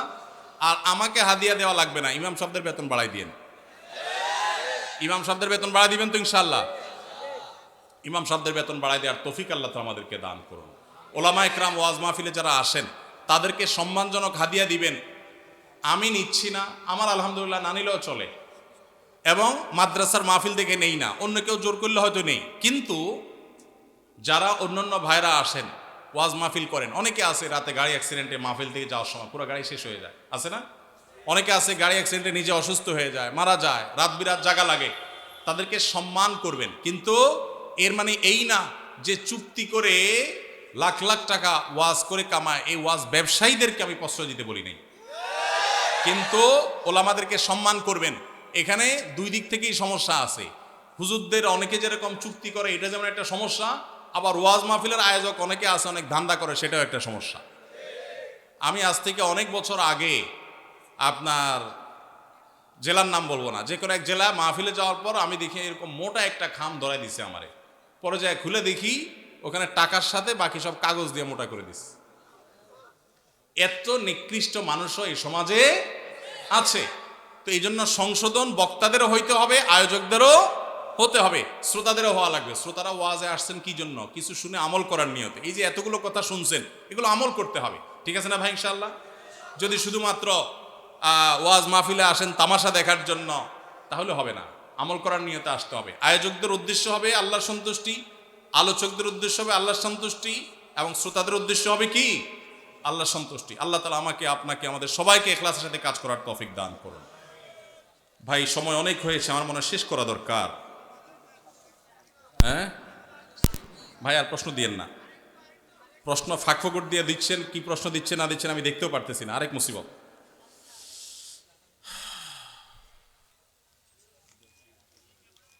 জি ভাই, এরপরে প্রশ্ন হলো, রিজিকে বরকত এবং ভাগ্য সুপ্রসন্ন হবে কোন আমল করলে? ভাইরা আমার, এই যে শবে বরাত আসছে, ভাগ্যে ভালো কিছু লেখা হয় শবে বরাতে, এই বিশ্বাস থেকে হুমড়ি খেয়ে মানুষ মসজিদে আসে, ঠিক না ভাই? ঠিক। ভাগ্যে ভালো কিছু লেখা হয় কবে? একটা হলো মানুষের সৃষ্টিরও 50,000 বছরে আল্লাহ তাআলা ভাগ্য নির্ধারণ করেছেন। আরেকটা হলো প্রতি বছর যেই রাতে আল্লাহ কোরআন নাজিল করেছেন, আল্লাহ সূরা দুখানে বলেছেন, সেই রাতে অর্থাৎ লাইলাতুল কদরে আল্লাহ তাআলা সব গুরুত্বপূর্ণ বিষয় ধার্য করেন। শবে বরাত যেটাকে আমরা বলি মধ্য শাবানের রাত, এই রাতে ভাগ্য নির্ধারণ হয়, এই মর্মে বিশুদ্ধ হাদিস বর্ণিত নাই। তারপরে আমরা জেনারেলি বলি, ভাগ্যে যেন ভালো কিছু আল্লাহ লেখেন, আপনার নসিবে যেন ভালো কিছু আসে, আপনার রিজিকে যেন আল্লাহ বরকত দান করেন, এর জন্য বেশ কিছু আমল আমরা কোরআন হাদিসের আলোকে বলতে পারি, সাজেশন দিতে পারি। তবে তার আগে আমাদেরকে জানতে হবে যে ভাগ্য সুপ্রসন্ন হওয়া বা রিজিকে বরকত হওয়া বলতে কি বুঝায়। ভাই, রিজিকে বরকত হওয়া বলতে বুঝায় আপনি যা কামাই করবেন এর ভিতরে আল্লাহ তাআলা কল্যাণ দিবেন, যা কামাই করবেন এর ভিতরে বরকত হবে। প্রাচুর্য না, অনেক টাকা না, যা হবে এটাতে কি হবে? বরকত হবে। আমরা কি বরকত চাই না সম্পদ বেশি চাই? বরকত চাই। বরকত যদি চান, এক নম্বর হলো ঈমান এবং তাকওয়া লাগবে। আল্লাহ বলেছেন, ওয়ালাউ আন্না আহলাল কুরআন আমানু ওয়াত্তাকাউ লাফাতাহনা আলাইহিম বারাকাতিম মিনাস সামা। যদি কোনো জনপদের লোকেরা ঈমান আনে, আল্লাহর ভয় অন্তরে লালন করে, আল্লাহ বলেছেন আসমান থেকে বরকতের সব দুয়ার খুলে দেওয়া হবে। এজন্য ভাই, ঈমান যদি থাকে, তাকওয়া যদি থাকে, গুনাহমুক্ত জীবন গড়ার সংকল্প যদি থাকে, বরকত আসবে জীবনে। নাম্বার 2, ইস্তেগফার বেশি বেশি করলে, আল্লাহ বলেছেন সূরা নূহের মধ্যে, যদি কেউ ইস্তেগফার করে, নূহ আলাইহিস সালাম তার জাতিকে বলেছেন, ফাকুলতু আস্তাগফিরু রাব্বাকুম ইন্নাহু কানা গাফফারা ইউরসিলিস সামাআ আলাইকুম মিদরারা ওয়া ইমদিদুকুম বিআমওয়ালিন ওয়া বানিন ওয়া ইয়াজআল লাকুম জান্নাতিন ওয়া ইয়াজআল লাকুম আনহারা। আল্লাহ নবী নূহ আলাইহিস সালাম বলেছেন, আমি আমার জাতিকে বলেছি তোমরা আল্লাহর কাছে ইস্তেগফার করো, ক্ষমা প্রার্থনা করো। বেশি বেশি ইস্তেগফার করলে আল্লাহ তাআলা রিজিকের মধ্যে বারাকা দিবেন, অভাব দূর করবেন, সম্পদে এবং সন্তানে আল্লাহ তাআলা বরকত দান করবেন। তাহলে 2 নম্বর আমল হলো ইস্তেগফার করা, রিজিকে বরকত হবে ইনশাআল্লাহ। নাম্বার 3, শুকর আদায় করা। আল্লাহ বলেছেন, লা ইন শাকারতুম লা আযীদান্নাকুম। আপনি কোনো কিছু পেয়েছেন, আলহামদুলিল্লাহ বলেন, যা পাইছেন শুকর আদায় করেন, আল্লাহ নিয়ামত বাড়ায় দিবেন। নাম্বার 4, দান সাদাকা করা। আল্লাহ তাআলা বলেছেন, ইয়ামহাকুল্লাহুর রিবা ওয়া ইউরবিস সাদাকাত। আল্লাহ সুদকে ধ্বংস করবেন, তবে সাদকা এবং দান এটাকে আল্লাহ তাআলা বাড়িয়ে দিবেন। এই জন্য কেউ যদি দান করে, আল্লাহ তাআলা তাকে কি দেন? বরকত দান করেন তার রিজিকে। তারপরে 5 নম্বর হলো আত্মীয়তার সম্পর্ক রক্ষা করা। নবীজি সাল্লাল্লাহু আলাইহি সাল্লাম বলেছেন, মান সাল্লাহু আন ইউবসাতা লাহু ফি রিজকিহি আও ইউনসা লাহু ফি আসারিহি ফালিয়াসিল রাহিমা। যে ব্যক্তি চায় তার আত্মীয়তার সম্পর্কে, যে ব্যক্তি চায় তার হায়াতে বরকত হোক, তার রিজিকে বরকত হোক, সে যেন আত্মীয়তার সম্পর্কের সাথে সম্পর্ক ভালো রাখে, আত্মীয়দের সাথে অর্থাৎ রক্ত সম্পর্কে আত্মীয়দের সাথে যেন সম্পর্ক কানেক্টেড রাখে, বিচ্ছিন্ন না করে, তাহলে তার রিজিক এবং হায়াতে বরকত হবে। এবং সর্বশেষ আরেকটা আমল বলতে চাই, সেটা হলো খাবারের ক্ষেত্রে একত্রিত হয়ে বসে খাবার খাওয়া। এই সুন্নত আমাদের সমাজ থেকে বিদায় হয়ে গেছে, আমরা অনেকে জানি না। আবু দাউদের একটি হাদিস বর্ণিত হয়েছে, নবীজি সাল্লাল্লাহু আলাইহি সাল্লামের কাছে এক ব্যক্তি বললেন, হে আল্লাহর রাসূল, আমরা খাই কিন্তু অনেক খাওয়ার পরেও পরিতৃপ্ত হই না, পেট ভরে না, খাবারের চাহিদা পরিপূর্ণ মিটে না, কারণটা কি? নবীজি সাল্লাল্লাহু আলাইহি সাল্লাম বলেছেন, তোমরা সম্ভবত আলাদা আলাদা প্লেটে খাও, আলাদা আলাদা সিঙ্গেল খাও। তখন নবীজি সাল্লাল্লাহু আলাইহি সাল্লাম বলেছেন, তোমরা সবাই একসাথে খানা খাবে, আল্লাহ তাআলা তোমাদের খাবারে বরকত দান করবেন। একসাথে খানা খাবে এবং বিসমিল্লাহ বলে খাবে, এই দুইটা কাজ করলে আল্লাহ তাআলা তোমাদের খাবারে বরকত দান করবেন। এই জন্য ভাইরা, বাসা বাড়িতে এক প্লেটে, স্বামী স্ত্রী দুজন আছেন, এক প্লেটে খাবেন, বাচ্চাদেরকে নিয়ে বড় প্লেট নিয়ে খানা খাবেন, এটা সুন্নাত, নবীজি সাল্লাল্লাহু আলাইহি সাল্লাম উৎসাহ দিয়েছেন। কিন্তু আমাদের সমাজ থেকে এটা এখন হারিয়ে গেছে, নাই বললে চলে, আমরা সবাই যার যার মতো খানা খাই। এই জন্য এই কাজটাও আমাদের আমলে, আমাদের রিজিকে, আমাদের হায়াতে বরকত এনে দিবে ইনশাআল্লাহ। সর্বশেষ প্রশ্ন, আকিকা না দিলে কি শিশুর বিপদ কাটে না? আকিকা না দিলে শিশুর বিপদ কাটে না এমন কোনো কথা কোরআন হাদিসে নেই। তবে আকিকা দেওয়া এটা গুরুত্বপূর্ণ একটা আমল। আল্লাহ কাউকে পুত্র সন্তান দান করলে 2টি ছাগল, আর কন্যা সন্তান দান করলে 1টি ছাগল জবাই করা, এটা নবীজি সাল্লাল্লাহু আলাইহি সাল্লামের সুন্নাহ। এটা জন্মের 7ম দিনে, না হলে 14তম দিনে, না হলে 21তম দিনে করবেন। সেটাও যদি কোনো কারণে না হয়, পরে যে কোনো সময় করলেও আদায় হয়ে যাবে। এমনকি কারো শিশুকালে যদি আকিকা দেওয়া না হয়, বড় হওয়ার পরে তার আকিকা দিলেও আদায় হয়ে যাবে। এই আকিকা এটা না দিলে যে বিপদ কাটে না এরকম কোনো কথা নাই। তবে হ্যাঁ, বিভিন্ন হাদিসে নবী সাল্লাল্লাহু আলাইহি সাল্লাম বলেছেন, কুল্লু গুলামিন মুরতাহানুন বিআকিকাতিহি, বাচ্চার এটা আকিকার উপরে সে অনেকটা ডিপেন্ডেন্ট থাকে।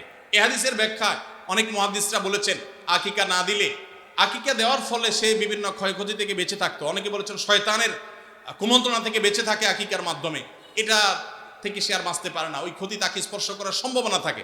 তবে কেউ আকিকা দিতে পারলো না, অন্য কোনো আমল করলো তার সন্তানের জন্য, আল্লাহ তাআলা তাকে সেভ করতে পারেন। এমন কোনো কথা নাই যে আকিকা না দিলেই তার সন্তানের বিপদ কাটবে না। তবে আকিকা দেওয়া উচিত, এর মাধ্যমে সন্তান নানাভাবে উপকৃত হয়, নানাভাবে সেভ থাকে, নিরাপদে থাকে। আল্লাহ আমাদের যাদের সামর্থ্য দিচ্ছে তাদেরকে আমল করার তৌফিক দান করুন।